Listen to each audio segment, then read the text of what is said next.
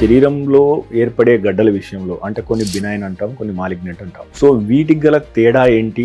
Cancer కణాలు ఎందుకు అంత వేగంగా పెరుగుతాయి? క్యాన్సర్ ఫస్ట్ ఏంటంటే ఇన్వేషన్ అంటే జనాలు చాలాసార్లు నాది బినైన్ క్యాన్సరా మాలిగ్నెంట్ ట్యూమరా అని అంటారు.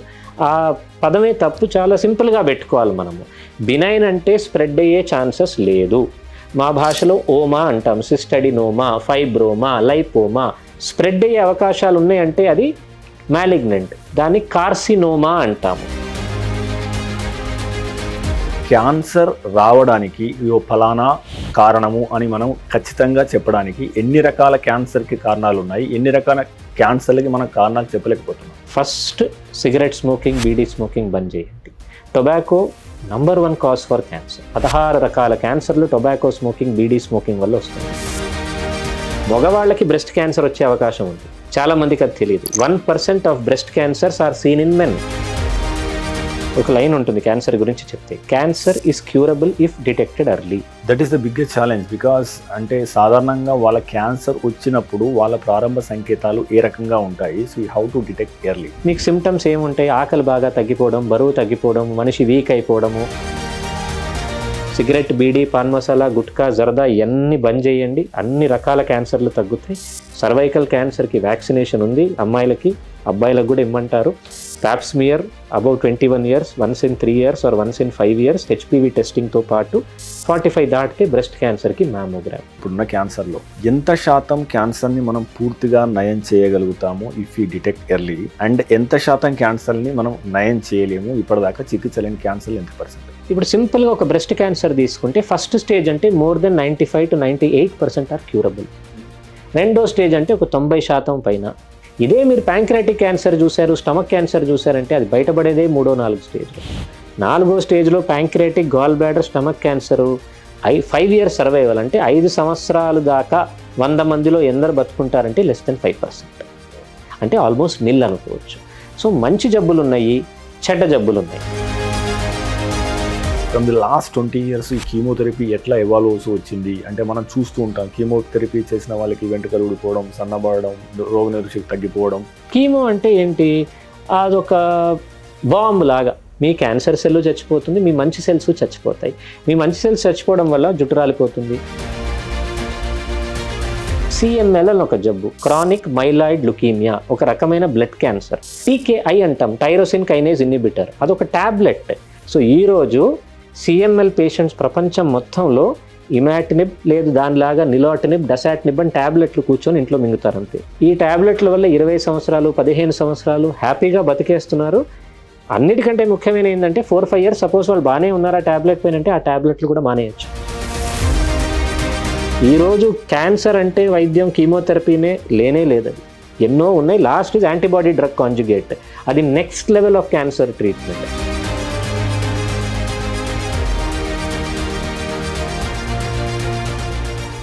62 లక్షల మంది ప్రజల్లో మెడ్ప్లస్ బ్రాండ్ మెడిసిన్స్ కి మారడం వలన 915 కోట్ల రూపాయలు సేవ్ చేసుకున్నారు. అదే మెడిసిన్స్ అదే క్వాలిటీతో 50 to 80% డిస్కౌంట్లు. Hi viewers, welcome to MedPlus1 TV. దేశంలోని ప్రముఖ డాక్టర్స్ ను పరిచయం చేసే వేదిక డాక్టర్ టాక్ కు స్వాగతం. ప్రస్తుతం మనతో ఉన్నారు KV కృష్ణమణి గారు. సారు మెడికల్ ఆంకాలజిస్ట్ గా గత దశాబ్దంన్నర పైగా అనుభవంతో సేవలు అందిస్తున్నారు. సో సార్ని అడిగి అసలు క్యాన్సర్ ఏ రకంగా ఫామ్ అవుతుంది, అదే రకంగా ప్రస్తుతం క్యాన్సర్లో వస్తున్న అత్యాధునిక చికిత్సా విధానాలు ఏంటి, ఈ ముఖ్యంగా ఈ మెడికల్ ఆంకాలజీ విభాగంలో ఎలాంటి మార్పులు రానున్నాయి, ముఖ్యంగా ఏఐతో కావచ్చు లేదా రోబోటిక్స్ కావచ్చు, మిగతా ఏ టెక్నాలజీతోని ఈ రంగం మారే అవకాశం ఉంది అనే అంశాలను అడిగి తెలుసుకునే ప్రయత్నం చేద్దాం. సో డాక్టర్ గారు నమస్తే అండి. నమస్కారం సార్. సో డాక్టర్ గారు, ముఖ్యంగా అంటే ముందు మీరు అంటే మీ విద్యాభ్యాసం కానీ అదే రకంగా ఏ హాస్పిటల్లో పనిచేస్తారు, సో మీ అనుభవం, మీ కెరీర్, దాని గురించి కొద్దిగా చెప్తారా సార్? నా పేరు కృష్ణమణి. నేను ఒక మెడికల్ ఆంకాలజిస్ట్ని. మెడికల్ ఆంకాలజిస్ట్ అంటే క్యాన్సర్లో the medical part or chemotherapy సింపుల్గా చెప్పడానికి డీల్ చేసే మనిషిని. సో క్యాన్సర్లో ట్రీట్మెంట్ పరంగా 3 భాగాలు ఉంటాయి: medical, surgical and radiation. Radiation వాళ్ళు రేడియేషన్ చేస్తారు, surgical are surgeons. I'm medical oncologist. So basic training if I have to start, MBBS first చేశాము. అదొక 5.5 years ఉంటుంది. MBBS తర్వాత నేను DNB general medicine which is my post graduation, అది government general hospital పాండిచ్చేరిలో చేశాను. దాని తర్వాత ఒక సంవత్సరం నేను టాటా మెమోరియల్ హాస్పిటల్ బాంబేలో సీనియర్ రెసిడెంట్గా మెడికల్ ఆంకాలజీ డిపార్ట్మెంట్లో పనిచేశాను. దాని తర్వాత నా DM medical oncology super speciality exam crack చేసి మన Nizam's Institute of Medical Sciences హైదరాబాద్లో 3 years కోర్స్ అది అయిన తర్వాత నాకు నా మెడికల్ ఆంకాలజీ డిగ్రీ వచ్చింది. దాని తర్వాత నేను లాస్ట్ ఒక 11-12 సంవత్సరాల నుంచి నేను మెడికల్ ఆంకాలజీ ప్రాక్టీస్ చేస్తున్నాను. అమెరికన్ ఆంకాలజీలో 2014 నుంచి 2018, మళ్ళీ 2020 నుంచి ఇప్పటిదాకా నేను ఇదే హాస్పిటల్లో ఉన్నాను. గత 10 సంవత్సరాల నుంచి నేను ఇక్కడే ఉన్నాను. కృష్ణమణి గారు, సో మీరు అంటే సాధారణంగా క్యాన్సర్ అనగానే చాలామంది ఒక పెద్ద భూతం లాగా దీనికి వైద్యం లేదని చెప్పేసి అంటారు. అదే రకంగా కొంతమంది అనేది ఏంటంటే అసలు క్యాన్సర్ ఎందుకు వస్తుందో కూడా తెలియదు అని అంటారు. యాక్చువల్గా క్యాన్సర్ రావడానికి ఫలానా కారణము అని మనం ఖచ్చితంగా చెప్పడానికి ఎన్ని రకాల క్యాన్సర్కి కారణాలు ఉన్నాయి, ఎన్ని రకాల క్యాన్సర్లకి మనం కారణాలు చెప్పలేకపోతున్నాం. సో ఇప్పుడు ఎట్లా అంటే అన్నిటినీ మీరు ఒక రూల్ లాగా మనం చేయలేము. అన్ని క్యాన్సర్లకి ఒకటే కాజ్ ఉంటుందని మనం చెప్పడానికి ఉండదు. సో మీరు కొంచెం అది డివైడ్ చేసుకొని మనం ఒకటొకటి చూడాల్సి వస్తుంది. కానీ ముఖ్యంగా మనం అర్థం చేసుకోవాల్సింది ఏంటంటే, ఇప్పుడు ఒక లైన్ ఉంటుంది క్యాన్సర్ గురించి చెప్తే, cancer is curable if detected early. దాని అర్థం ఏంటంటే క్యాన్సర్కి క్యూర్ చేయొచ్చు. ఇప్పుడు మీరు వేరే జబ్బులు కొన్ని ఉన్నాయి, దాన్ని క్యూర్ చేయలేరు. క్యూర్ అంటే ఏంటి? జబ్బు తగ్గాలి, తిరిగి రాకూడదు. క్యాన్సర్ ఈజ్ క్యూరబుల్, కానీ ఇఫ్ డిటెక్టెడ్ ఎర్లీ, తొందరగా డిటెక్ట్ అయితే ఈ జబ్బు క్యూర్ అవుతుంది. సో క్యాన్సర్ అంటే చచ్చిపోతాము, క్యాన్సర్ అయితే క్యూర్ కాదు, ఫస్ట్ స్టేజ్ కూడా ప్రాణానికి ప్రమాదం, సమస్యనే లేదు. మీ క్యాన్సర్ క్యూర్ అవుతుంది, కానీ దాన్ని తొందరగా డిటెక్ట్ అవ్వాలి, దానికి తొందరగా వైద్యం తీసుకోవాలి. నంబర్ 1. నంబర్ 2, జనరల్గా క్యాన్సర్స్కి మన దేశం లాంటి దేశంలో 140 crore పాపులేషన్కి కొన్ని థంబ్ రూల్స్ ఉన్నాయి. మన దేశంలో క్యాన్సర్ బీభత్సంగా పెరుగుతుంది, ప్రతి ఇంటిలో ఒక క్యాన్సర్ పేషెంట్ ఉన్నారు. సో ఏంటి దీనికి కారణాలు ఏంటి? దీన్ని మనం ఎట్లా తగ్గించుకోవాలి? First, cigarette smoking, bidi smoking బంద్ చేయండి. Tobacco number 1 cause for cancer. అది మౌత్ క్యాన్సర్ కానీ, ఓరల్ క్యాన్సర్ కానీ, ఫుడ్ పైప్ క్యాన్సర్ కానీ, లంగ్ క్యాన్సర్ కానీ, యూరినరీ బ్లాడర్ క్యాన్సర్ కానీ, ప్యాంక్రియాస్ క్యాన్సర్ కానీ అన్నిటికీ కారణం. లుకీమియా, బ్లడ్ క్యాన్సర్ కూడా రావచ్చు. 16 రకాల క్యాన్సర్లు టొబాకో స్మోకింగ్, బీడీ స్మోకింగ్ వల్ల వస్తుంది. సో ఫస్ట్ టొబాకో బంద్ చేయండి, బీడీ సిగరెట్ స్మోకింగ్ బంద్ చేయండి, పాన్ మసాలా, జర్దా, ఖైనీ, అంబర్ ఇవన్నీ బంద్ చేయండి ఓరల్ క్యాన్సర్ తగ్గించడానికి. మందు, ఆల్కహాల్ మోడరేషన్లో ఓకే, బట్ అదర్వైజ్ ఆల్కహాల్ మంచిది కాదు. సో ఇవి 3. టొబాకో ఒకటే మనం బంద్ చేస్తే ఇంచుమించు 40% or 30% ఆఫ్ న్యూ కేసెస్ మన దేశంలో తగ్గిపోతాయి. ఓకే, అంత ఇంపార్టెంట్ అది. అందుకే ఇప్పుడు మీరు సిగరెట్ ప్యాకెట్ కొంటే ఇంచుమించు 60%, 70% ఆ సిగరెట్ ప్యాకెట్ దానిపైన ఫోటో ఒక క్యాన్సర్ పేషెంట్ ముఖం ఉంటుంది, వాడిది సర్జరీ అయిపోయి వాడికి ఓరల్ క్యాన్సర్ వచ్చి. సో అంత ఇంపార్టెన్స్ ఇస్తుంది ఇప్పుడు గవర్నమెంట్ కూడా. నువ్వు తాగితే నువ్వే రిస్క్, ఎందుకంటే ఇది అవుతుంది నీకు అని. So cigarette. Next, cervical cancer మన కంట్రీలో ఆడవాళ్ళకి చాలా ఇంపార్టెంట్ క్యాన్సర్. దానికి 2 విషయాలు ఉన్నాయి. అబ్బాయిలకి, అమ్మాయిలకి. ముఖ్యంగా అమ్మాయిలకి బిట్వీన్ ఏజెస్ ఆఫ్ 9 to 22, 9 నుంచి 22 సంవత్సరాల అమ్మాయిలు ఉంటే వ్యాక్సినేషన్ చేయండి. వ్యాక్సినేషన్ చేస్తే సర్వైకల్ క్యాన్సర్ రాదు. HPV vaccine. సో ఆ క్యాన్సర్ వచ్చేది ఒక వైరస్ వల్ల, హెచ్పివి, హ్యూమన్ ప్యాపిలోమా వైరస్. దానికి వ్యాక్సిన్ ఉంది, మీ హెపటైటిస్ వ్యాక్సిన్ లాగా. సో ఆ వ్యాక్సిన్ తీసుకుంటే సర్వైకల్ క్యాన్సర్ తగ్గుతుంది. తర్వాత ఆడవాళ్ళు 21 years తర్వాత ప్రతి 3 సంవత్సరాలకు ఒకసారి ప్యాప్ స్మియర్ చేయండి. ప్యాప్ స్మియర్ చేస్తే అర్లియస్ట్గా కూడా క్యాన్సర్ ముందు లక్షణాలు ఏమైనా ఉన్నా పట్టుకోవచ్చు, క్యాన్సర్ రాకుండా చూసుకోవచ్చు. ఏ క్యాన్సర్? మళ్ళీ cervical cancer. Next common cancer breast cancer. ఏం చేయాలి దానికి? 45 దాటిపోతే ఆడవాళ్ళందరూ సంవత్సరానికి ఒకసారి బ్రెస్ట్కి ఎక్స్రే తీయించండి. దాన్ని బ్రెస్ట్కి మ్యామోగ్రామ్ అంటారు. సపోజ్ మీకు ఎవ్రీ ఇయర్ మీరు మ్యామోగ్రామ్ తీస్తున్నారు, ఏదైనా చిన్నగా ఒకటి కనిపించింది, చేతికి తగలకపోయినా ఎక్స్రేలో కనిపిస్తుంది. ఎక్స్రేలో కనిపించిందంటే వెరీ ఎర్లీ అది. దాన్ని మీరు ఆపరేట్ చేసి ట్రీట్మెంట్ చేసుకుంటే క్యూర్ అయిపోతారు. సో మన దేశంలో మన వాళ్ళకి మనం చెప్పాల్సింది ఏంటంటే, సిగరెట్, బీడీ, పాన్ మసాలా, గుట్కా, జర్దా ఇవన్నీ బంద్ చేయండి. అన్ని రకాల క్యాన్సర్లు తగ్గుతాయి. సర్వైకల్ క్యాన్సర్కి వ్యాక్సినేషన్ ఉంది, అమ్మాయిలకి, అబ్బాయిలకు కూడా ఇమ్మంటారు. Pap smear above 21 years, once in 3 years or once in 5 years HPV టెస్టింగ్తో పాటు 45 దాటితే బ్రెస్ట్ క్యాన్సర్కి మ్యామోగ్రామ్. ఓకే. కారణాలు smoking, tobacco, alcohol, viral infections like HPV, hepatitis B, hepatitis C, HIV. ఈ 3 వల్ల మీకు వేరే రకమైన క్యాన్సర్స్, లింఫోమాలు, సార్కోమాలు, హెపటైటిస్ బి, హెపటైటిస్ సికి లివర్ క్యాన్సర్స్ వచ్చే అవకాశం. సో ఈ క్యాన్సర్ రాకుండా ఉండడానికి నేను ఏం చేయాలి? మీరు నీడిల్స్ ఒకరిది ఒకరు వాడుకోకూడదు, సెప్టిక్ ప్రికాషన్స్ తీసుకోవాలి. ఈ జాగ్రత్తలన్నీ సేఫ్ సెక్షువల్ ప్రాక్టీసెస్ పాటించాలి. ఇవన్నీ చేసుకుంటే మనకి HIV, hepatitis B, hepatitis C రాకపోవచ్చు. ఈ రాకపోతే కొన్ని క్యాన్సర్స్ మనకి తప్పుతాయి. So cancers are preventable, cancers are curable. Okay. So doctor గారు మీరు అన్నట్టు ఇప్పుడు అంటే cancers are curable if we detected at early అంటున్నారు కదా. So that is the biggest challenge. Because అంటే సాధారణంగా వాళ్ళ క్యాన్సర్ వచ్చినప్పుడు వాళ్ళ ప్రారంభ సంకేతాలు ఏ రకంగా ఉంటాయి? So how to detect early? అది మళ్ళీ ఒక్కొక్క క్యాన్సర్కి ఒక్కొక్కలాగా ఉంటుంది. Simple straight forward common cancers మనం తీసుకుంటే హెడ్ అండ్ నెక్ క్యాన్సర్. మీకు నోట్లో ఒక అల్సర్, కురుపులాగా వచ్చింది, హీల్ అవ్వట్లేదు, చాలా రోజుల నుంచి ఉంది, వెళ్ళి చూపించండి. White patch or red patch ఉంది నోట్లో అంటే ఫస్ట్ ఆఫ్ ఆల్ ఇది వచ్చేది జనరల్గా టొబాకో తినే వాళ్ళకి ఆర్ సిగరెట్ తాగే వాళ్ళకి, లేదు డెంచర్స్ పెట్టుకుంటారు కొందరు, డెంటల్ ఇది పెట్టుకుంటారు, దానికి షార్ప్గా ఉండి అది రాసుకొని పోతే కొన్ని సంవత్సరాల తర్వాత వాళ్ళకు కల్సర్ లాగా ఫార్మ్ అవ్వచ్చు. సో నోట్లో ఏమైనా పుండులాగా ఉంది, చూయించేసేయండి డాక్టర్. రొమ్ములో మీకు ఒక గడ్డలాగా తగులుతుంది, తక్షణం వెళ్ళి చూయించండి. బ్లీడింగ్ అవుతుంది లేడీస్కి ఆఫ్టర్ మెనోపాజ్, వెళ్ళి చూయించండి. సో దీంట్లో మీకు ఏంటంటే cervix cancers or uterine cancers, head and neck cancers, breast cancers బయటపడిపోతాయి. లోపల ఉన్న జబ్బులు అంటారా, మీరు స్టమక్ క్యాన్సర్, ఒక ప్యాంక్రాటిక్, గాల్ బ్లాడర్, లివర్, ఇవి అన్ఫార్చునేట్లీ బయటపడేదే లాస్ట్ స్టేజ్లో ఆర్ థర్డ్ స్టేజ్లోనే. దానికి మనం ఏం చేయలేము. బట్ దానికి చేయగలిగింది ఏంటి, healthy lifestyle, fruits vegetables తీసుకోవడము, ఇందాక నేను చెప్పినవన్నీ అవాయిడ్ చేయడము, అట్లా. బట్ అట్లీస్ట్ కామన్ క్యాన్సర్స్కి అయితే మనకు తెలుసుకోనికి ఉంది. అడ్వాన్స్డ్ అయితే క్యాన్సరు మీకు సిమ్టమ్స్ ఏముంటాయి, ఆకలి బాగా తగ్గిపోవడం, బరువు తగ్గిపోవడం, మనిషి వీక్ అయిపోవడము. జనాలు చూసంటారు ఏంటయ్యా 20 కిలోస్ 15 కిలోస్ తగ్గిపోయావు, బాగా వీక్ అయిపోయావు, సో కాన్స్టెంట్గా వామిటింగ్ అవ్వడము, అవన్నీ జనరల్గా అడ్వాన్స్డ్ కేసెస్లో. బట్ ఎర్లీగా ఎస్పెషలీ బ్రెస్ట్ క్యాన్సర్ మాత్రం ఈజీగా పట్టుకోవచ్చు, దాన్ని నెగ్లెక్ట్ చేయొద్దు. హాయ్ వ్యూవర్స్, విలువైన విశ్వసనీయమైన ఆరోగ్య సమాచారాన్ని అందించడానికి మనం మెడ్ప్లస్ 1 టీవీని ఏర్పాటు చేశాం. అనతి కాలంలోనే మనం 3 లక్షలకు పైగా సబ్స్క్రైబర్లు, అదే రకంగా 7 కోట్ల వ్యూస్ను సాధించుకున్నాం.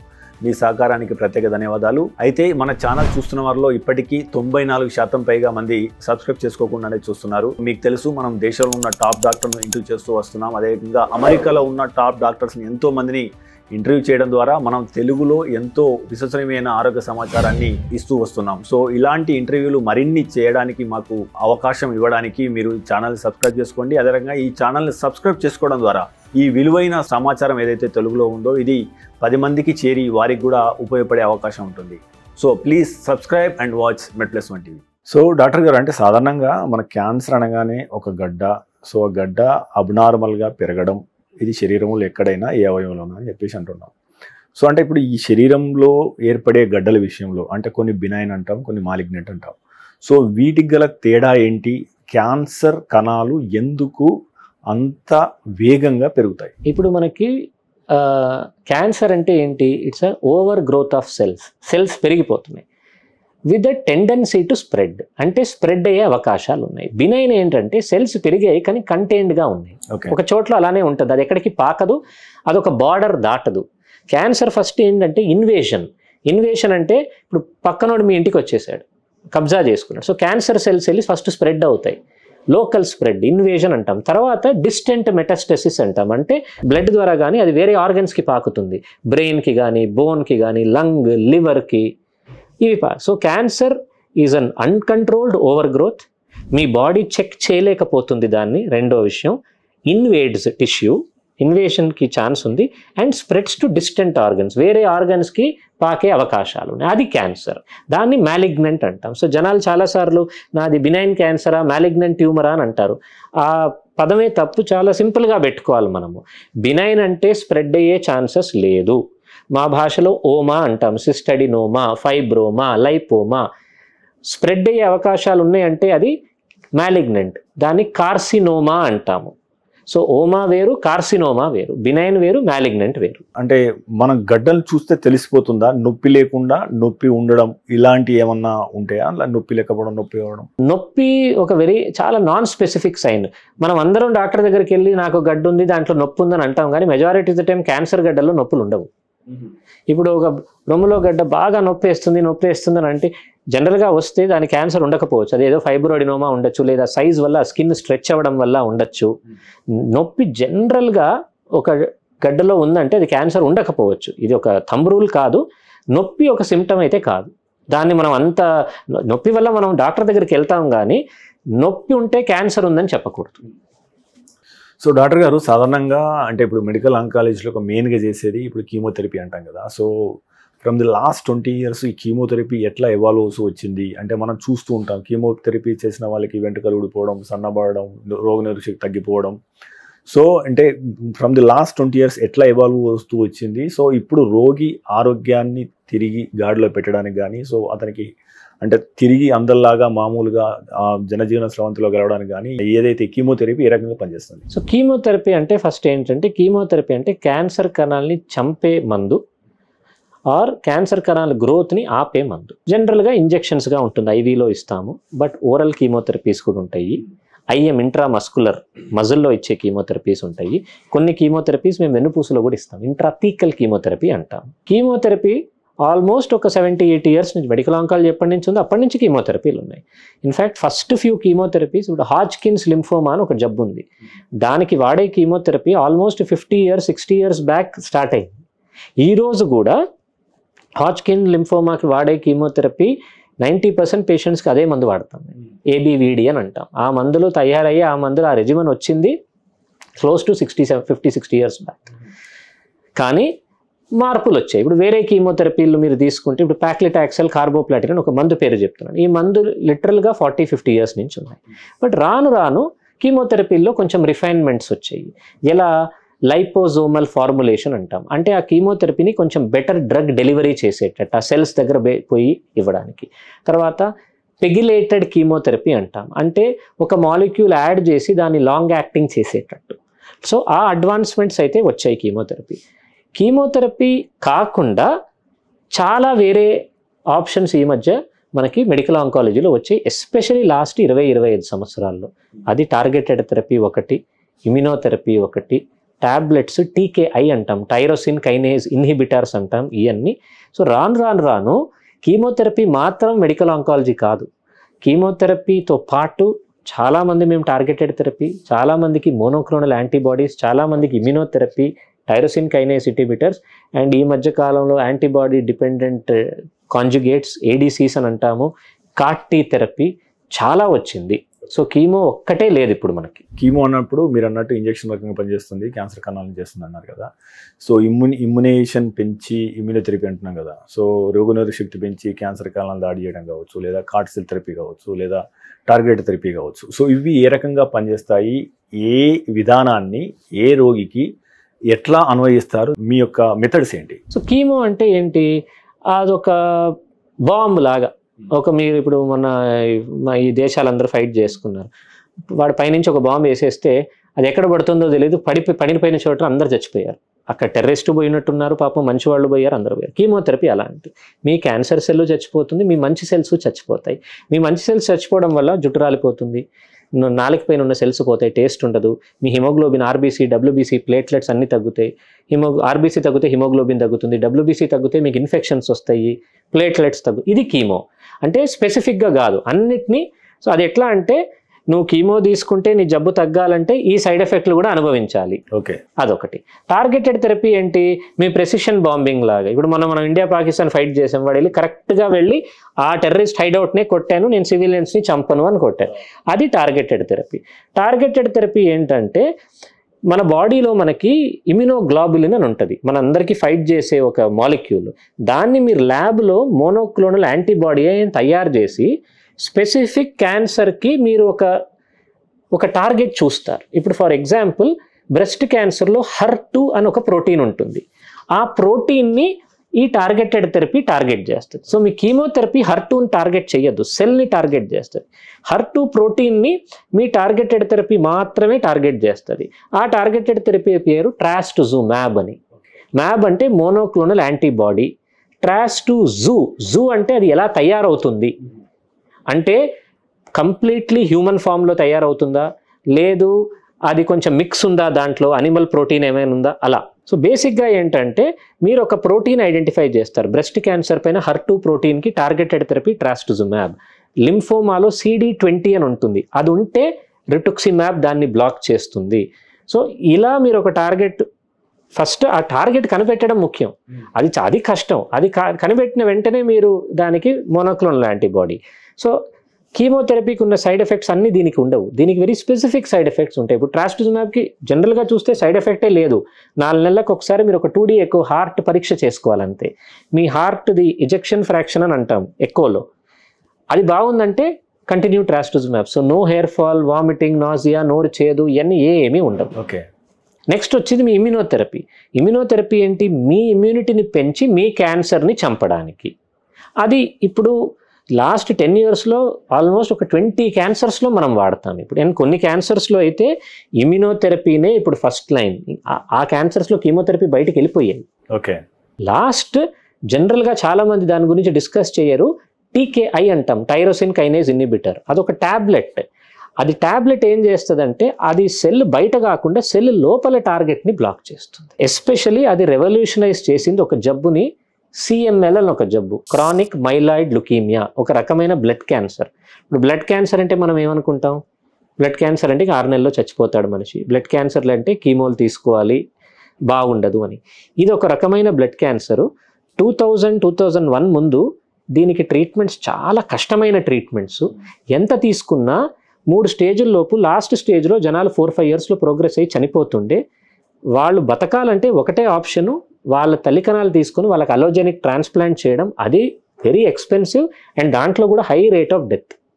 ఇప్పుడు ఆ జబ్బుకి వీళ్ళు ఏం కనిపెట్టారు 2001 ముందే? CML అంటే 2 క్రోమోజోమ్స్లో ఏదో ట్రాన్స్ఫర్ అవుతుంది, 9th 22nd క్రోమోజోమ్. దానివల్ల ఒక ప్రోటీన్ వస్తుంది. ఆ ప్రోటీన్ కనిపెట్టారు. BCR ఇక్కడి నుంచి, ABL ఇక్కడి నుంచి జాయిన్ అవుతున్నాయి. కనిపెట్టిన వెంటనే దీన్ని బ్లాక్ చేసే మందుని కనిపెట్టారు. ఆ ట్యాబ్లెట్ పేరు ఇమాటినిబ్.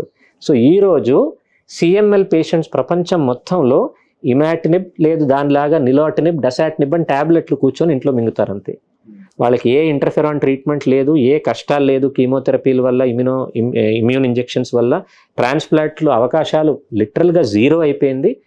అండ్ ఈ ట్యాబ్లెట్ల వల్ల 20 సంవత్సరాలు 15 సంవత్సరాలు హ్యాపీగా బతికేస్తున్నారు. అన్నిటికంటే ముఖ్యమైన ఏంటంటే 4-5 years సపోజ్ వాళ్ళు బాగానే ఉన్నారు ఆ ట్యాబ్లెట్ పైన అంటే ఆ ట్యాబ్లెట్లు కూడా మానేయచ్చు. సో పేషెంట్ లైఫ్ అంత ఈజీ అయిపోయింది. హాస్పిటల్కి వచ్చి డబ్బులు ఖర్చు పెట్టి సైడ్ ఎఫెక్ట్ల వైద్యం తీసుకోకుండా హ్యాపీగా ఇంట్లో కూర్చుకొని ఒక గోళీ మింగుతున్నాడు, జబ్బు కంట్రోల్లో ఉంది. అది మీకు bench side to bed side advancement. అంటే మీరు ఎన్నో ఎక్స్పెరిమెంట్స్ చేస్తారు, అన్నీ సక్సెస్ఫుల్గా పేషెంట్ దాకా రావాలని రూల్ లేదు. ఇది ఒక BCR-ABL కనిపెట్టి CML అనే జబ్బుకి ఇదే మూల కారణం అని చూసి దానికి ఒక మందు తయారు చేసి అది కరెక్ట్గా యాక్ట్ చేసి ఒక పేషెంట్ కాదు కోట్ల మంది పేషెంట్లు ఈరోజు బాగున్నారు దాని మీద. అది మనకి అడ్వాన్స్మెంట్ ఇన్ క్యాన్సర్. సో ఈరోజు క్యాన్సర్ అంటే వైద్యం కీమోథెరపీనే లేనే లేదు. అది ఎన్నో ఉన్నాయి. Last is antibody drug conjugate. అది next level of cancer treatment. అంటే ఈ కీమోథెరపీ నేను ఇందాక చెప్పాను కదా, అన్నిటిని చంపేస్తుంది. యాంటీబాడీ డ్రగ్ కాంజుగేట్ అంటే అర్థం ఏంటి? లింక్. కాంజుగేట్ అంటే బైండ్ చేయడం. సో ఒక యాంటీబాడీ ఆ డ్రగ్ని ఒక లింకర్తో బైండ్ చేసి ఉంటుంది. ఇక ఒక 3 ఉంటారు దాంట్లో. ఆ లింకర్ ఏం చేస్తుంది? యాంటీబాడీ వెళ్ళి సెల్ పైన అటాచ్ అయిపోతుంది. మన మూన్ పైన మనం శాటిలైట్లు అటాచ్ అయ్యేటట్టు అటాచ్ అయిన వెంటనే ఆ లింకర్ లోపలికి కీమోథెరపీ డ్రగ్ని తీసుకెళ్తుంది. దాన్ని పేలోడ్ అంటారు. మీ బాంబు లాగే అది సెల్ లోపలికి వెళ్ళి 2 డివైడ్ అయిపోతాయి. ఆ సెల్ లోపల ఆ పేలోడ్ ఆ కీమోథెరపీ డ్రగ్ మొత్తం చంపేస్తుంది. సో ఇప్పుడు antibody drug conjugate is first line treatment for bladder cancer. Okay. Bladder క్యాన్సర్కి HER2 positive breast cancer ADCs వాడతాం. TDM1, NHER2, TDXD ఇవన్నీ. సో రకరకాల జబ్బులు, లింఫోమా, బ్రెంటుక్సిమాబ్లు, అన్ని జబ్బుల్లో ఇప్పుడు సో మీరు కీమో నుంచి స్టార్ట్ చేసి టార్గెటెడ్ నుంచి ఇప్పుడు ADCస్కి వచ్చేసారు. Where you are going inside the సెల్ని చంపేస్తున్నారు. అండ్ పక్కన నార్మల్ సెల్స్కి ఇబ్బంది లేకుండా. సైడ్ ఎఫెక్ట్ లేదు అని అనను, బట్ అడ్వాన్స్మెంట్ అయితే బాగా వచ్చింది, సైడ్ ఎఫెక్ట్ తక్కువ. మెడ్ప్లస్ నుంచి మీ పార్సల్ వచ్చింది. ఏంటి రాధిక, అన్ని మందులా? మెడిసిన్స్ మాత్రమే కాదు, health and nutrition, personal care, cleaning liquids, baby care, sanitary and hygiene. Factory నుంచి నేరుగా బెస్ట్ క్వాలిటీ, బెస్ట్ ప్రైస్ మన మెడ్ప్లస్ లో. సో డాక్టర్ గారు, అంటే సాధారణంగా మనకు ఇప్పుడున్న క్యాన్సర్లో ఎంత శాతం క్యాన్సర్ని మనం పూర్తిగా నయం చేయగలుగుతాము if you detect early, and ఎంత శాతం క్యాన్సర్ని మనం నయం చేయలేము, ఇప్పటిదాకా చికిత్స లేని క్యాన్సర్లు ఎంత %?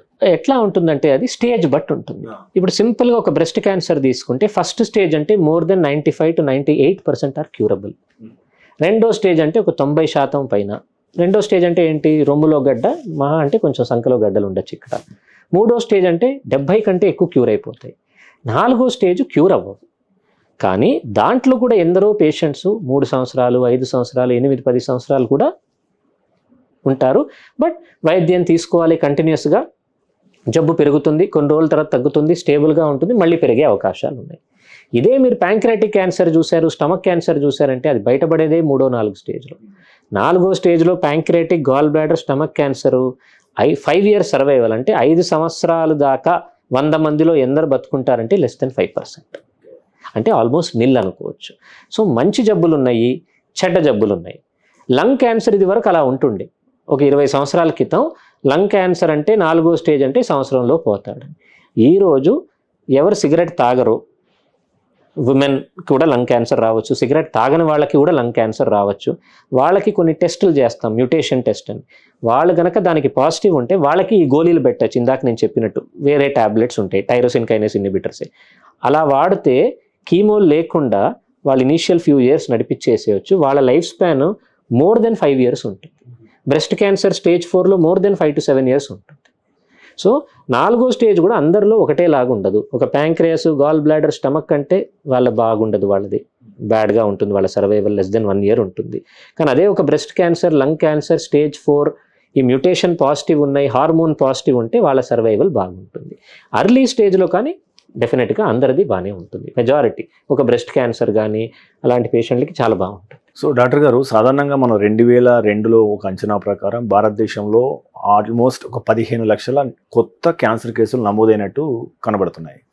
సో ఇది రాను ఎందుకు ఈ క్యాన్సర్ కేసులు పెరుగుతున్నాయి? ముఖ్యంగా వాతావరణ కాలుష్యం, ముఖ్యంగా ప్లాస్టిక్ వినియోగం, ఇవి ఎలాంటి ఆరోగ్య సమస్యలకు దారితీస్తున్నాయి? ఏమైనా సైంటిఫిక్ ఎవిడెన్సెస్ ఉన్నాయా? ఇందాక నేను చెప్పినట్టే, మీకు ఒక కాలంలో ఎలా ఉండే లంగ్ క్యాన్సర్ అంటే సిగరెట్ తాగితే నీకు లంగ్ క్యాన్సర్ వస్తుంది, అడ్వర్టైజ్మెంట్స్ కూడా అట్లనే పోర్ట్రే చేస్తుంది. ఇప్పుడు మేము 50% పేషెంట్స్ నాన్ స్మోకర్సే చూస్తాం, విమెన్లో చూస్తాం, మెన్లో చూస్తాం, సిగరెట్ తాగని వాళ్ళని. ఎందుకు? Second hand smoke. ఇంట్లో ఎవరైనా తాగుతూ ఉంటారేమో, నాకు ప్యాసివ్ స్మోకింగ్ వల్ల నాకు అది వచ్చిందేమో, ఆ స్మోక్ నేను ఇన్హేల్ చేస్తున్నా, లేదు పొల్యూషన్ వల్ల, తెలీదు మనకి. దానికి స్ట్రాంగ్గా కాంక్రీట్గా ఎవరు పెద్దగా స్టడీస్ చేయలేదు, కానీ ఇవన్నీ కారణాలు ఉండొచ్చు.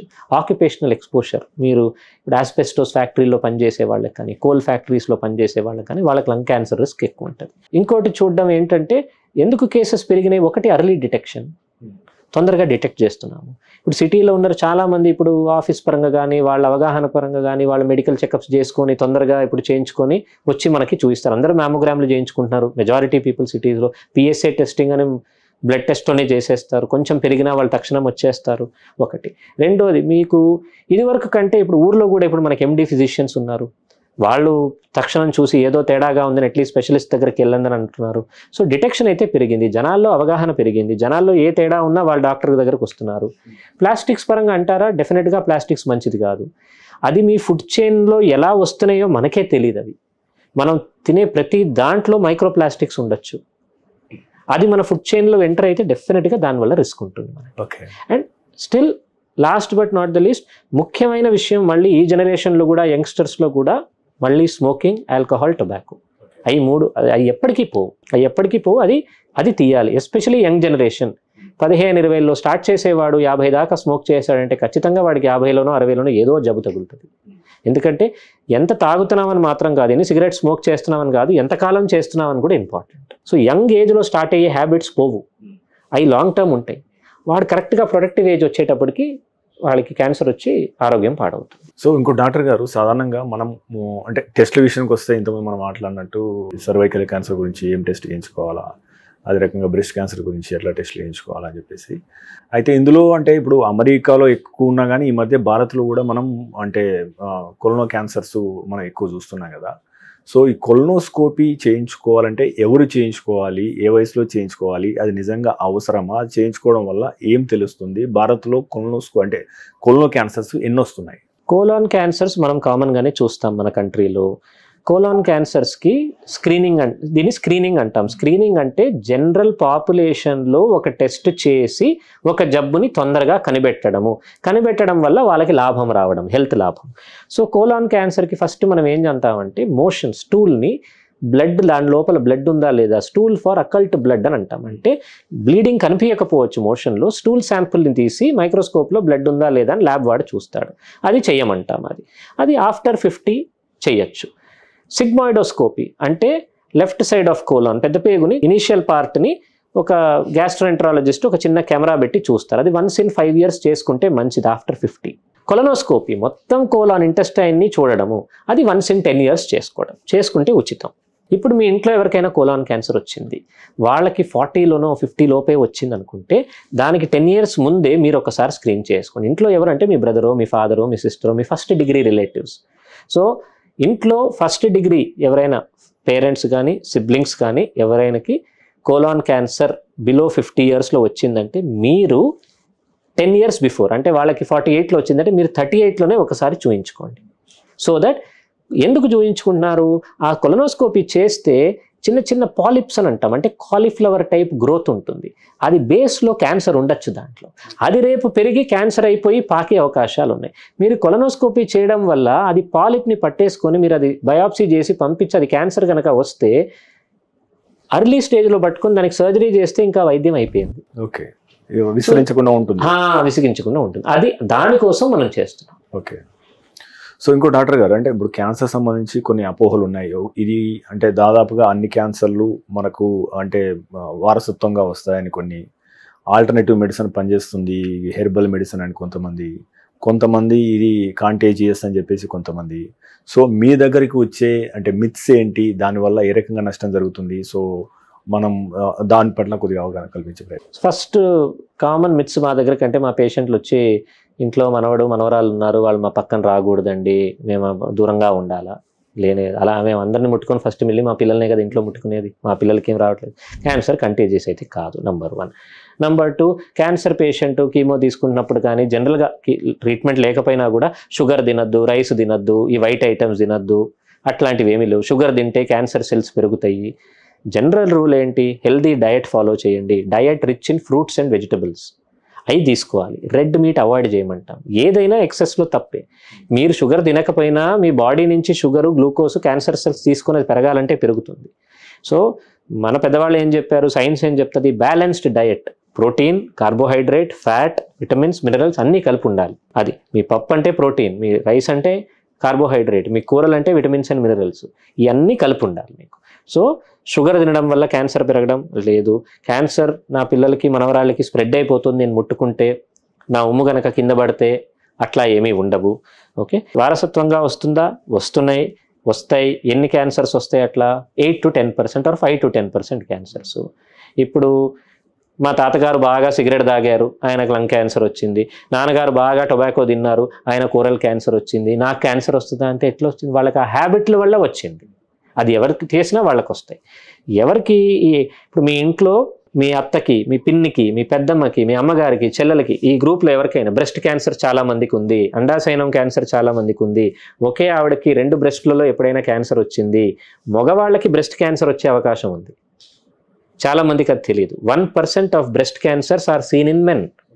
100 బ్రెస్ట్ క్యాన్సర్స్ ఉంటే 99 ఆడవాళ్ళలో ఉంటుంది, మగవాళ్ళలో ఒక పేషెంట్ మేల్ ఉంటాడు. Okay. So male breast cancer, bilateral both sides breast cancer below the age of 40 or 50, family history ఉంది మనకి, ఓవేరియన్ క్యాన్సర్ రిస్క్ ఉంది, ప్యాంక్రాటిక్, ప్రాస్టేట్ క్యాన్సర్స్ కూడా ఫ్యామిలీస్లో రన్ అవ్వచ్చు.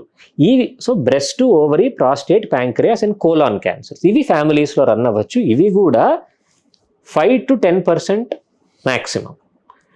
మిగతావన్నీ కారణాలు ఉన్నాయి మనకు, కొందరికి కారణాలు లేవు. ఓకే. అది సో అన్ని క్యాన్సర్స్ జెనెటిక్గా అయితే కాదు. జెనెటిక్గా ఉన్నాయంటే దానికి ఎట్లా చూసుకోవాలో కొన్ని టెస్ట్లు ఉన్నాయి దానికి. ఇప్పుడు బ్రెస్ట్ ఓవేరియన్ క్యాన్సర్ అంటే బ్లడ్లో ఒక టెస్ట్ చేస్తాం, BRCA1-2 జీన్ అని. అది ఉందంటే ఆ మ్యూటేషను మీకు మీ బ్లడ్లో ఆ జీన్ ఉంది, ఆ మ్యూటేషన్ ప్రాబ్లం ఉంది, దానివల్ల మీకు బ్రెస్ట్ క్యాన్సర్ వచ్చింది. మీ పిల్లలకి రావచ్చు, మీ సిబ్లింగ్స్కి ఉండొచ్చు, వాళ్ళని టెస్ట్ చేయి. ఇంకో అపోహ ఏంటంటే జనాలు మా దగ్గరకు వచ్చి, సార్ మా అమ్మకి బ్రెస్ట్ క్యాన్సర్ ఉంది, నేను ఇది జెనెటిక్ ఉండొచ్చు కదా సార్, సో నేను వెళ్ళి టెస్ట్ చేసుకుంటానని. నీకేం లేదు కదమ్మా, నువ్వు ఎందుకు చేసుకోవాలి? మీ అమ్మగారిని టెస్ట్ చేయి. మీ అమ్మకి లేదనుకో రక్తంలో, నిన్ను టెస్ట్ చేయాల్సిన అవసరం లేదు. మీ అమ్మకు ఉందంటే నీకు ఉందా లేదా అని అప్పుడు టెస్ట్ చేయాలి. సో ఇవన్నీ మిత్స్. పేషెంట్ని టెస్ట్ చేయకుండా వీళ్ళు టెస్ట్ చేసుకోవడము, అందరికీ బ్రెస్ట్ క్యాన్సర్ ఉంది, ఇంట్లో ఒక అమ్మాయి ఉందంటే ఆ పిల్లకి డెఫినెట్గా వస్తుందని అట్లా ఉంటాం. అంటే ఫర్ సపోజ్ సార్, అంటే ఈ ప్రభావం ఎన్ని తరాలు ఉంటుంది? అంటే ఇప్పుడు ఫర్ సపోజ్ వాళ్ళ అమ్మమ్మకి ఏదో ఒక క్యాన్సర్ వచ్చింది, వాళ్ళ అమ్మకి లేదనుకుందాం, దాంతో ఆ వారసత్వంతో తెగిపోయినట్టేనా, లేదా మనవరాలు కూడా వచ్చే అవకాశం ఏమైనా ఉందా? ఇది కొంచెం కాంప్లెక్స్ టాపిక్. ఇదంటే దీంట్లో ఏం మ్యూటేషన్ ఉంది, దీంట్లో మేము ఎట్లా చెప్తామంటే కొన్నిసార్లు జనరేషన్ స్కిప్ అయ్యే జబ్బులు ఉంటాయి. సో అంతగా అండ్ కొన్ని మ్యూటేషన్స్కి సిగ్నిఫికెన్స్ అన్సర్టన్గా ఉంటుంది, మనకు తెలియదు. సో ఇది ప్రాపర్గా జెనెటిక్ కౌన్సిలింగ్ చేసుకొని మనం ప్రొసీడ్ అవ్వాలి. బట్ జనరల్గా కామన్ మ్యూటేషన్సే టెస్ట్ చేయాలి. కామన్ మ్యూటేషన్స్ ఫస్ట్ పేషెంట్లో టెస్ట్ చేసి తర్వాత పిల్లల్లో టెస్ట్ చేయాలి.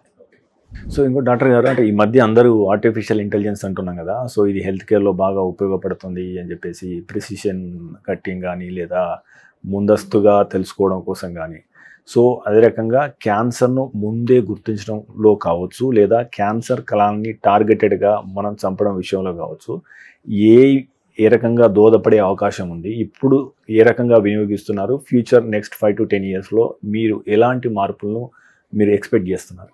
ఏఐ హెల్త్ కేర్లో, క్యాన్సర్ కేర్లో స్పెసిఫిక్గా ఎలా ఉందంటే రేడియాలజీ కానీ పెథాలజీలో కానీ పెద్ద రెవల్యూషన్ వచ్చింది. సో ఇప్పుడు ఎన్నో ఇమేజెస్ని ఒకటేసారి స్కాన్ చేసి నియర్ అక్యురేట్ రిపోర్ట్ ఇచ్చే టెక్నాలజీ ఏఐలో ఉంది.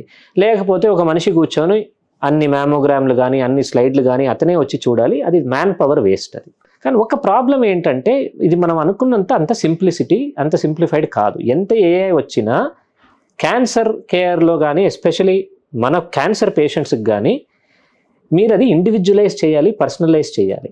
ఒకటి గుర్తుపెట్టుకోండి, మెజారిటీ ఆఫ్ ఏఐ క్యాన్సర్లో ఆర్ హెల్త్ కేర్లో వర్క్ జరిగింది is from America and China. మీరు ఆ డేటా మీ పాపులేషన్కు పెట్టలేరు. అంటే అక్కడ ఆ డేటా అట్లా వచ్చింది, సో అదే ఇండియన్ పేషెంట్ పైన మీరు ఇన్కార్పొరేట్ చేయలేదు. ఎందుకంటే మీ పేషెంట్ సబ్సెట్ వేరు, మీ జెనెటిక్ పూల్ వేరు. మీకు చైనా వాడికి చాలా డిఫరెన్స్ ఉంది, ఫిజికల్గా కానీ ఇంటర్నల్గా కానీ అమెరికా వాడికి కూడా. సో హెల్త్ కేర్లో మీరు డైరెక్ట్గా అన్నీ అప్లై చేయలేరు. ఎందుకు? కొన్ని మందులు ఉంటాయి, కీమోథెరపీ మందులు, మనం ఎలా మెటబలైజ్ చేస్తామో మనకి వేరే వాళ్ళకి చాలా తేడా ఉంటుంది. అందుకే వాళ్ళకి పెట్టిన డోస్ మనకు పెట్టలేము. ఓకే, అమెరికా వాడికి ఒక డోస్ పెడతాం, యూరోపియన్స్కి ఒక డోస్ పెడతాం, ఎందుకంటే ఆ మందులు వీడి తట్టుకోలేడు, వీడికి డోస్ తగ్గించాల్సి వస్తుంది, ఎందుకంటే వీడికి ఆ ఎంజైమ్ ఉండదు కాబట్టి. అది ఎందుకంటే ఆ స్టడీస్ వాళ్ళు చేశారు కాబట్టి. So AI important, AI big role ఉంటుంది, ఎస్పెషలీ డయాగ్నోస్టిక్స్లో, థెరప్యూటిక్స్లో, మీరు అన్నట్టు ప్రెసిషన్ ఆంకాలజీలో అన్నిట్లో స్పీడప్ చేయడం, డ్రగ్ డెవలప్మెంట్ని స్పీడప్ చేయడంలో ఏఐ రోల్ ఉంటుంది. ఏ డ్రగ్స్ సక్సీడ్ అవ్వచ్చని కూడా చెప్పే అవకాశాలు ఉన్నాయి, కానీ మనిషినైతే క్యాన్సర్లో కానీ హెల్త్ కేర్లో కానీ ఏఐ అయితే రీప్లేస్ చేయదు, చేయకూడదు. పక్కన ఉన్న మెడ్ప్లస్ స్టోర్కు వెళ్ళండి. మీ డాక్టర్ రాసిచ్చిన మెడిసిన్స్ అడగండి. అదే మెడిసిన్ మెడ్ప్లస్ బ్రాండ్ లో ఉందా అని చూడండి. కాంపోజిషన్ సేమ్ గా ఉందా అని చెక్ చేసుకోండి. అదే మెడిసిన్స్ అదే క్వాలిటీతో, కానీ 50 to 80% డిస్కౌంట్ లో. మీరు ఇప్పుడు గత దశాబ్దన్నరగా ఎన్నో కేసులు చూసుంటారు. సో సాధారణంగా క్యాన్సర్ వచ్చింది అని తెలియగానే అంటే రోగి ఎలా రియాక్ట్ అవుతాడు, అంటే డినైల్ చేస్తాడా, అప్సెట్ అవుతాడా, కూలిపోతాడా? సో అదే రకంగా పేషెంట్ ఏ రకంగా మానసిక సిద్ధంగా ఉండాలి, అదే రకంగా వారి కుటుంబ సభ్యులు ఏ రకంగా సిద్ధంగా ఉండాలి, సో వారికి మీరు ఏ రకంగా కౌన్సిలింగ్ ఇస్తారు?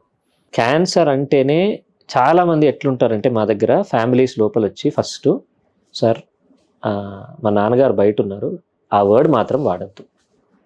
వాళ్ళు కూడా క్యాన్సర్ అని వర్డ్ యూజ్ చేయరు, ఆ వర్డ్ మాత్రం, ఆ సి వర్డ్ మాత్రం వాడద్దు. అదేదో వాళ్ళేదో పాపం చేసి వాళ్ళేదో తెచ్చుకున్నట్టు. ఓకే, సో మనం ఏం తప్పు చేయలేదు. ఓకే, అలవాట్ల వల్ల వచ్చింది అది వేరు, బట్ జబ్బు వచ్చి అది రోగమే కదా. సో కొని ఎవరు తెచ్చుకోలేదు, కావాలని ఎవరు వచ్చాయి. సో దాన్ని ఎందుకు భయపడాలి మనం? క్యాన్సర్ అని ఎందుకు భయపడాలి? ఇప్పుడు హార్ట్ ఫెయిలియర్ అయిన పేషెంట్, సివియర్ హార్ట్ ఫెయిలియర్, అతను 6 నెలలే బతుకుతాడు. కానీ ఎవడైనా హార్ట్ ఫెయిలియర్ వల్ల భయపడతామా మనము? మా వాళ్ళకి హార్ట్ ఫెయిలియర్ వచ్చిందండి అని అంటాము. క్యాన్సర్ ఫస్ట్ స్టేజ్లో వాడు 99% క్యూర్ అవుతాడు, ఆవిడికి బ్రెస్ట్ క్యాన్సర్ వచ్చిందండి అని అంటాం. అది ఏంటంటే అవునా అని అంటారు అందరు. దానివల్ల ఇప్పుడు ఇందాక కూడా మా దగ్గర ఒక పేషెంట్ వచ్చి, సార్ 6 months అయిపోయింది వైద్యం అయిపోయి, కానీ సోషల్గా పెద్దగా ఏం తిరగట్లేదు సార్, ఎంతసేపు ఇంట్లోనే ఉంటుంది, వాళ్ళని వీళ్ళని కూడా కలవట్లేదు, రిలేటివ్స్ ఇంటికి వచ్చినా పక్కన రూమ్కి వెళ్ళిపోతుంది. ఎందుకంటే వీళ్ళకే ఒక స్టిగ్మా, ఇప్పుడు వైద్యం అయిపోయింది, ఇప్పుడు బాగున్నారు, స్కాన్లు బాగున్నాయి, రెగ్యులర్ చెకప్లో ఉన్నారు, అయినా ఏంటి? సో ఫస్ట్ డయాగ్నోస్ అయ్యేటప్పుడు మీరు చెప్పినట్టు డినయల్, నాకు లేదు అని. రెండోది, నాకు ఎందుకు వచ్చింది, నేనేం చేయలేదు కదా, నేను పూజలు పునస్కారాలు చేస్తాను, టీలు కాఫీలు కూడా తాగను, ఎంతసేపు నాకు అన్ని మంచి అలవాట్లే ఉన్నాయి. సో డినయల్ ఒకటి, తర్వాత వై మీ అని ఒకటి, తర్వాత నేను చచ్చిపోతాను, నా పిల్లలకి ఎట్లా, వాళ్ళు ఏమైపోతారు, మా వాళ్ళు ఏమైపోతారు. అది మీరు ఫస్ట్ స్టేజ్ సెకండ్ స్టేజ్ అని ఉంది చెప్పినా, అమ్మ నువ్వు క్యూర్ అవుతావు తల్లి అని చెప్పినా ఆ భయం వాళ్ళని వదిలి, అది ఇట్ ఈస్ లెజిటిమేట్. ఎందుకంటే క్యాన్సర్ ఇస్ డెడ్లీ, కాదని అనట్లేదు. బట్ మనం ఏం అర్థం చేసుకోవాలంటే we're in a time where, మళ్ళీ అదే line, cancer is curable if detected early. తొందరగా డిటెక్ట్ చేసుకో, క్యూర్ అయిపోతావు, జీవితాంతం బాగుంటావు. ఆ లైన్ గుర్తుపెట్టుకుంటే వీఆర్ గుడ్. ఎస్, కర్మగాలి మనకి స్టేజ్ 4 క్యాన్సర్స్, బ్యాడ్ క్యాన్సర్స్ వచ్చాయంటే ఎవరు ఏమి చేయలేము. బట్ భయపడాల్సిన అవసరమైతే లేదు. మీకు సిమ్టమ్స్ ఉన్నాయి, తక్షణం వెళ్ళి చూపించండి, డిలే చేయొద్దు. అండ్ డయాగ్నోసిస్ స్టార్ట్ చేసుకుని ట్రీట్మెంట్ తొందరగా ట్రీట్మెంట్ చేసుకోండి. లాస్ట్ థింగ్, మన దగ్గర ఫైనాన్సెస్ కోసం మనం చాలా ఆలోచించి, ఇప్పుడు ఇందాక కూడా ఒక పేషెంట్ గురించి మేము మాట్లాడి 8-9 నెలల క్రితం చెప్పాము, ఫలానా మందు పెట్టుకోవాలమ్మా అని. సర్వైవల్ ఎంత ఉంటుందని అంటాం మనం ఎవరి గురించి సర్వైవల్ చెప్పడానికి. నేను ఎట్లా చెప్తాను, ఎస్, ఇప్పుడు ప్యాంక్రాటిక్ క్యాన్సర్ టెక్స్ట్ బుక్లో రాసుంది సంవత్సరం ఉండడానికి. ప్రతి పేషెంట్ సంవత్సరంలోపే చచ్చిపోతాడు, 2-3 సంవత్సరాలు బతికేటోడు కూడా ఉన్నాడు కదా. సో ఇప్పుడు వాళ్ళు ఏమన్నారు, సార్ మన చెడ్డ జబ్బు కదా, మనం 1 year అనుకున్నాం కదా, అందుకే మేమేమి ట్రీట్మెంట్ చేయించుకోవద్దని అనుకున్నాము, కానీ ఇప్పుడు సంవత్సరం అయిపోయింది, ఇప్పుడు పాకే లక్షణాలు కనిపించినాయి, ఇప్పుడు పెట్టమంటారా ట్రీట్మెంట్ అని. సో అది సో నేను ఎప్పుడు చచ్చిపోతాను, పేషెంట్ ఎప్పుడు చచ్చిపోతాడు, అవి మనం మాట్లాడకూడదు. ఇది ట్రీట్మెంట్, ఇలా చేస్తే అవుట్కమ్స్ ప్రెడిక్ట్ చేయలేము. ఎందుకు, స్టేజ్ 1 క్యాన్సర్లో కూడా 2% తిరిగి రావచ్చుగా, స్టేజ్ 4 వాడు కూడా బాగానే బతకొచ్చు కదా ఎన్నో రోజులకి. సో మన పని ఏంటంటే డయాగ్నోస్ అయ్యిందా, ట్రీట్మెంట్ ఏంటి, అది ఫాలో చేయడము. అవుట్కమ్ బాగుంటే ఎక్సలెంట్. అలా ఆలోచిస్తే చాలామంది ముందుకు వెళ్ళిపోతారు, అది ఇంపార్టెంట్. సో ఇంకో డాక్టర్ గారు, మీరు అన్నట్టు అంటే క్యాన్సర్ వైద్యం అనేది ఖరీదైనది అని ఒక అభిప్రాయం ఉంది. ఇందులో వాస్తవం ఎంత? సో యాక్చువల్గా క్యాన్సర్ డ్రగ్స్కు ఎందుకు ఎక్కువ ధర ఉంటున్నాయి అనే అంశం మీద కొద్దిగా అవగాహన కల్పిస్తారు. అది చాలా ఒక అపోహన, ఎట్లా చెప్పాలా, అది అంతే. ఇప్పుడు ఇందాక మీకు CML చెప్పాను, chronic myeloid leukaemia, blood cancer. ఆ ఇమాటినిబ్ నెల కాస్ట్ ఎంత తెలుసా మీకు? 1500 రూపాయలు. 1500 లేదా నా దగ్గర నెలకి? బ్లడ్ క్యాన్సర్ క్యూర్ అని చెప్పనులేండి, బ్లడ్ క్యాన్సర్ని కంట్రోల్ చేయడానికి. ఇప్పుడు మా దగ్గర మొన్న ఒక పేషెంట్ వచ్చారు, 96 నుంచి అమ్మాయికి CML ఉంది. ఎన్ని సంవత్సరాలు అయిపోయింది? 29. షీఈస్ 48-45 నో, ఆమెకు 16-17 ఇయర్స్లో బయటపడ్డది. ఇమాటినిబ్ వాడింది, 10-12 సంవత్సరాలు నడిచింది. డెసాటినిబ్కి వచ్చింది, నెక్స్ట్ జబ్బు కొంచెం పెరిగింది, డెసాటినిబ్ ఇంకో ట్యాబ్లెట్ వాడాము, ఇప్పుడు నిలాటినిబ్ పైన ఉంది. 3 రకాల ట్యాబ్లెట్లు, 28 years ఆఫ్ యువర్ లైఫ్. ఎంత బాగున్నాం, 28 years ఒక మనిషి బతికినట్టు లైఫ్ స్పానే కదా. కాస్ట్ ఆఫ్ ఇమాటినిబ్ ఎంత? నెలకి 1500. లంగ్ క్యాన్సర్ స్టేజ్ 4 ఎర్లాటినిబ్ కాస్ట్ నెలకి 3000. పెట్టుకోలేనా? ప్యాక్లిటాక్సెల్, కార్బోప్లాటిన్, కీమోథెరపీ మా హాస్పిటల్, ఒక పెద్ద హాస్పిటల్లో పెట్టుకోవాలన్నా ప్రైవేట్ సెటప్లో 25,000 అవ్వదు. అది ఎన్నిసార్లు? 6 times పెట్టుకోవాలంతే. ఇప్పుడు కాస్ట్ అంటాము, ట్రాస్టుజుమాబ్. నేను 2011-12లో 10-11లో చదివేటప్పుడు ట్రాస్టుజుమాబ్ ₹1,00,000 ఉంటుండే ఒక వయల్, ఈరోజు 13,000కి వచ్చింది. ఎందుకు? గవర్నమెంట్ తెచ్చిన ప్రాక్టీసెస్ వల్ల. వాళ్ళకి మనం థ్యాంక్స్ చెప్పాలి. ఎందుకంటే ఇండియాలో ఉన్నంత జెనరిక్స్ ప్రపంచంలో ఎక్కడా లేదు. ఇండియాలో మన క్యాన్సర్ పేషెంట్స్కి ఎంత చీప్గా అవుతుందో వైద్యం నేను రాసిస్తాను, మీకు అమెరికా, యూరోప్లో జరగదు. అక్కడ తీసుకునే ఇమ్యూనోథెరపీ అదే కంపెనీ, అదే మాలిక్యూల్ అక్కడ 8 లక్షలు అంటే ఇక్కడ 2 లక్షలు ఒక సైకిల్కి. అది మీరు 5 సార్లు కొంటే 12 సార్లు ఫ్రీ. అంటే ఒక సంవత్సరానికి 10 లక్షలు ట్రీట్మెంట్, ఒక సంవత్సరానికి అంతే. మీరు అనొచ్చు poorest of the poor afford చేయలేరని, ఒప్పుకుంటా. కానీ ఇది కాస్ట్లీయెస్ట్ మెడిసిన్ నేను చెప్తున్నాను మీకు, one of the costly medicines. అది కూడా 10 లక్షలు. ఉన్నాయి కొన్ని మందులు 8 లక్షలు ఒక సైకిల్కి. అవన్నీ ఎంత పర్సంటేజ్ ఆఫ్ పాపులేషన్ పెట్టుకోగలరు? పెట్టుకుంటాము, లెస్ దెన్ 0.0001%. మీరు రెగ్యులర్గా వాడే మందులు, క్యాన్సర్ మందులు కాస్ట్లీ కావు. మీ trastuzumab, rituximab, imatinib, erlotinib very very inexpensive. And దానికి ఎవరి సహాయత కూడా అవసరం లేదు మనకి. అండ్ లక్కీగా మన దేశంలో స్కీమ్స్ అన్నీ ఉన్నాయి కాబట్టి పేదవాళ్ళకి గవర్నమెంట్ హాస్పిటల్స్లో అవి కూడా ఫ్రీగా దొరుకుతాయి. అంటే ఈ సందర్భంలో అంటే హెల్త్ ఇన్సూరెన్స్ గురించి ఒక మాట చెప్పండి. సో అది ఎంత ప్రాముఖ్యం గలది? సో ఎందుకు తీసుకోవాలి? యాక్చువల్గా సమీక్షుడు విషయానికి వస్తే మీరు యాక్చువల్గా క్యాన్సర్ వైద్యుగా 15 సంవత్సరాలు చేస్తున్నారు కాబట్టి ఎంత బెస్ట్ యాక్చువల్గా ఇఫ్ వీ కెన్ అఫోర్డ్? ఖచ్చితంగా హెల్త్ ఇన్సూరెన్స్ తీసుకోండి. నేను ఇది ఒక డాక్టర్గా కూడా కాదు, మా కలీగ్స్కు కూడా చెప్తాను, 2 ఇన్సూరెన్స్లు తీసుకోవాలి. ఒకటి హెల్త్ ఇన్సూరెన్స్, ఒకటి term insurance. I'm not a financial expert, I'm not endorsing anything. నా పర్సనల్ అనుభవంలో చెప్తున్నా. టర్మ్ ఇన్సూరెన్స్ ఎందుకు యాడ్ చేస్తున్నాను అది కూడా మీకు చెప్తాను. సో ఇప్పుడు హెల్త్ ఇన్సూరెన్స్కి వద్దాము. హెల్త్ ఇన్సూరెన్స్లో ఒకటి మనం అర్థం చేసుకోవాల్సింది ఏంటంటే, ఇప్పుడు మనము ఒక బండి కొన్నాము, బండికి ఇన్సూరెన్స్ తీసుకుంటాం. అమ్మో ఆ బండికి ఏమైనా అయిపోతే ఏంటి, హెడ్ లైట్ పోతే ఏమవుతుంది, ఇంజిన్ ఖరాబ్ అయితే రేపు పెద్దగా ఇంకో దానికి 3000 ఎక్స్ట్రా కడదాము, ఇంజిన్ ప్రొటెక్ట్ పాలసీ అది అంట. నీ బాడీకి ఏం పాలసీ పెట్టుకున్నావు? నీకేమైనా అయితే ఏమవుతుంది, కాళ్ళు పోతే ఏమి, చేతులు పోతే ఏమవుతుంది, ప్రాణమే పోతే ఏమవుతుంది? So we're not putting value on our self. మనకే మన పైన వాల్యూ లేకపోతే ఎట్లుంటుంది? అది కూడా మనం ఎట్లా చూస్తాము? ఇన్సూరెన్స్లో ఎందుకు చెప్తున్నానంటే అండి, నేను అది అర్థం చేసుకున్నది చదివి ఏంటంటే, మనము దాన్ని ఇన్వెస్ట్మెంట్తో లింక్ చేస్తాము. నాకేం వస్తలేదు కదా. ఇప్పుడు టర్మ్ ఇన్సూరెన్స్ ఎట్లుంటుందంటే, ఆర్ హెల్త్ ఇన్సూరెన్స్ మొన్న ఒక క్లాసిక్ ఎగ్జాంపుల్ చెప్తా. 10 years ఒక మా ఫ్రెండ్ వాళ్ళ మదర్కి 10 years కట్టాడు ఇన్సూరెన్స్ ప్రీమియం. వాళ్ళ అమ్మగారికి ఈరోజు 68, 58 నుంచి ప్రతి సంవత్సరం కట్టుతా పోయాడు 68 దాకా. ఆంటీకి ఏ రోగం రాలేదు. ఇప్పుడు 69, ప్రీమియం కొంచెం పెంచాడు, ఈయన ఆపేశాడు. ఇప్పుడు బ్రెస్ట్ క్యాన్సర్ వచ్చింది. ఇప్పుడు ఏం చేస్తారు? ఒక 4000 ప్రీమియం పెరగడం వల్ల ఇప్పుడు నాకు ఎంత, సో దానికి వాడు ప్రీమియం పెంచుతాడు, పర్వాలేదు, అది పక్కన పెట్టేసామని అనుకోండి, అంతే కదా. నేను అది పెట్టిన 15,000 సంవత్సరానికి 10 సార్లు పెట్టినా నేను 1,50,000 ఖర్చు అయిపోయింది. ఒకసారి కూడా దాన్ని వాడుకోకూడదు, నీకు జబ్బు రాకూడదు. అది ఏదో పక్కన పెట్టేశావు అని మనం అందరం ఏమనుకుంటాం, ఎక్కడో పెట్టాం కదా డబ్బు, అట్లా పెట్టి పక్కన పెట్టేయండి. జబ్బు రాకూడదు, వచ్చిందంటే ఒక బఫర్ 15 లక్షలకో 20 లక్షలకో మీకు ఉంటుంది. ఇప్పుడు ఏమైంది, వాడైతే ఇవ్వడు, మీకు అయిపోయింది, ల్యాప్స్ అయిపోయింది పాలసీ, మీరు కట్టలేదు. ఇప్పుడు మొత్తం ట్రీట్మెంట్, కాస్ట్లీ క్యాన్సర్ ట్రీట్మెంట్ అన్నీ పెట్టుకోవాలా? స్కాన్లకి, పెట్ స్కాన్లకి, బయాప్సీలకి, కీమోథెరపీలకి, సర్జరీలకి, రేడియేషన్లకి. ఒక మినిమం ఒక బ్రెస్ట్ క్యాన్సర్కి ఎంత సింపుల్గా అయినా 3-4 లక్షలు అవుతుంది. అది హ్యాపీగా అయిపోయి ఉంటుండే కదా. 3 లక్షలు 4 లక్షలు జీవితాంతం ప్రీమియం అయిపోయి. సో మనం ఏంటంటే, సో ఇప్పుడు వీళ్ళు ఏం చేస్తారు, లేదు. సో హెల్త్ ఇన్సూరెన్స్ అంటే మనం ఫస్ట్ అర్థం చేసుకోవాల్సింది ఏంటంటే, you invest in your health. First నువ్వు హెల్దీగా ఉండు, మంచి లైఫ్ స్టైల్ పాటించు. రెండోది ఏంటంటే, కొంచెం డబ్బు దానికి పెట్టి, నీకు, నీ పిల్లలకి, వీలైతే మీ పేరెంట్స్కి. కానీ వాళ్ళకి సమ్ ఇన్ష్యూర్డ్, వాళ్ళకి ప్రీమియంలు ఎక్కువ ఉంటాయి, పెద్దవాళ్ళు కాబట్టి. ప్రీ ఎగ్జిస్టింగ్ ఇల్నెస్ అంటాం, వాళ్ళకి ఏదో షుగరో బీపీ ఉంటే దానివల్ల. సెకండ్, మీరు అడగకపోయినా ఈ టర్మ్ ఇన్సూరెన్స్ నేను ప్లీజ్ చెప్తాను, ఏమనుకో. టర్మ్ ఇన్సూరెన్స్ ఏంటి? ఇప్పుడు ఒక మనిషి చచ్చిపోతే వాడి ఫ్యామిలీకి ఏమొస్తుంది?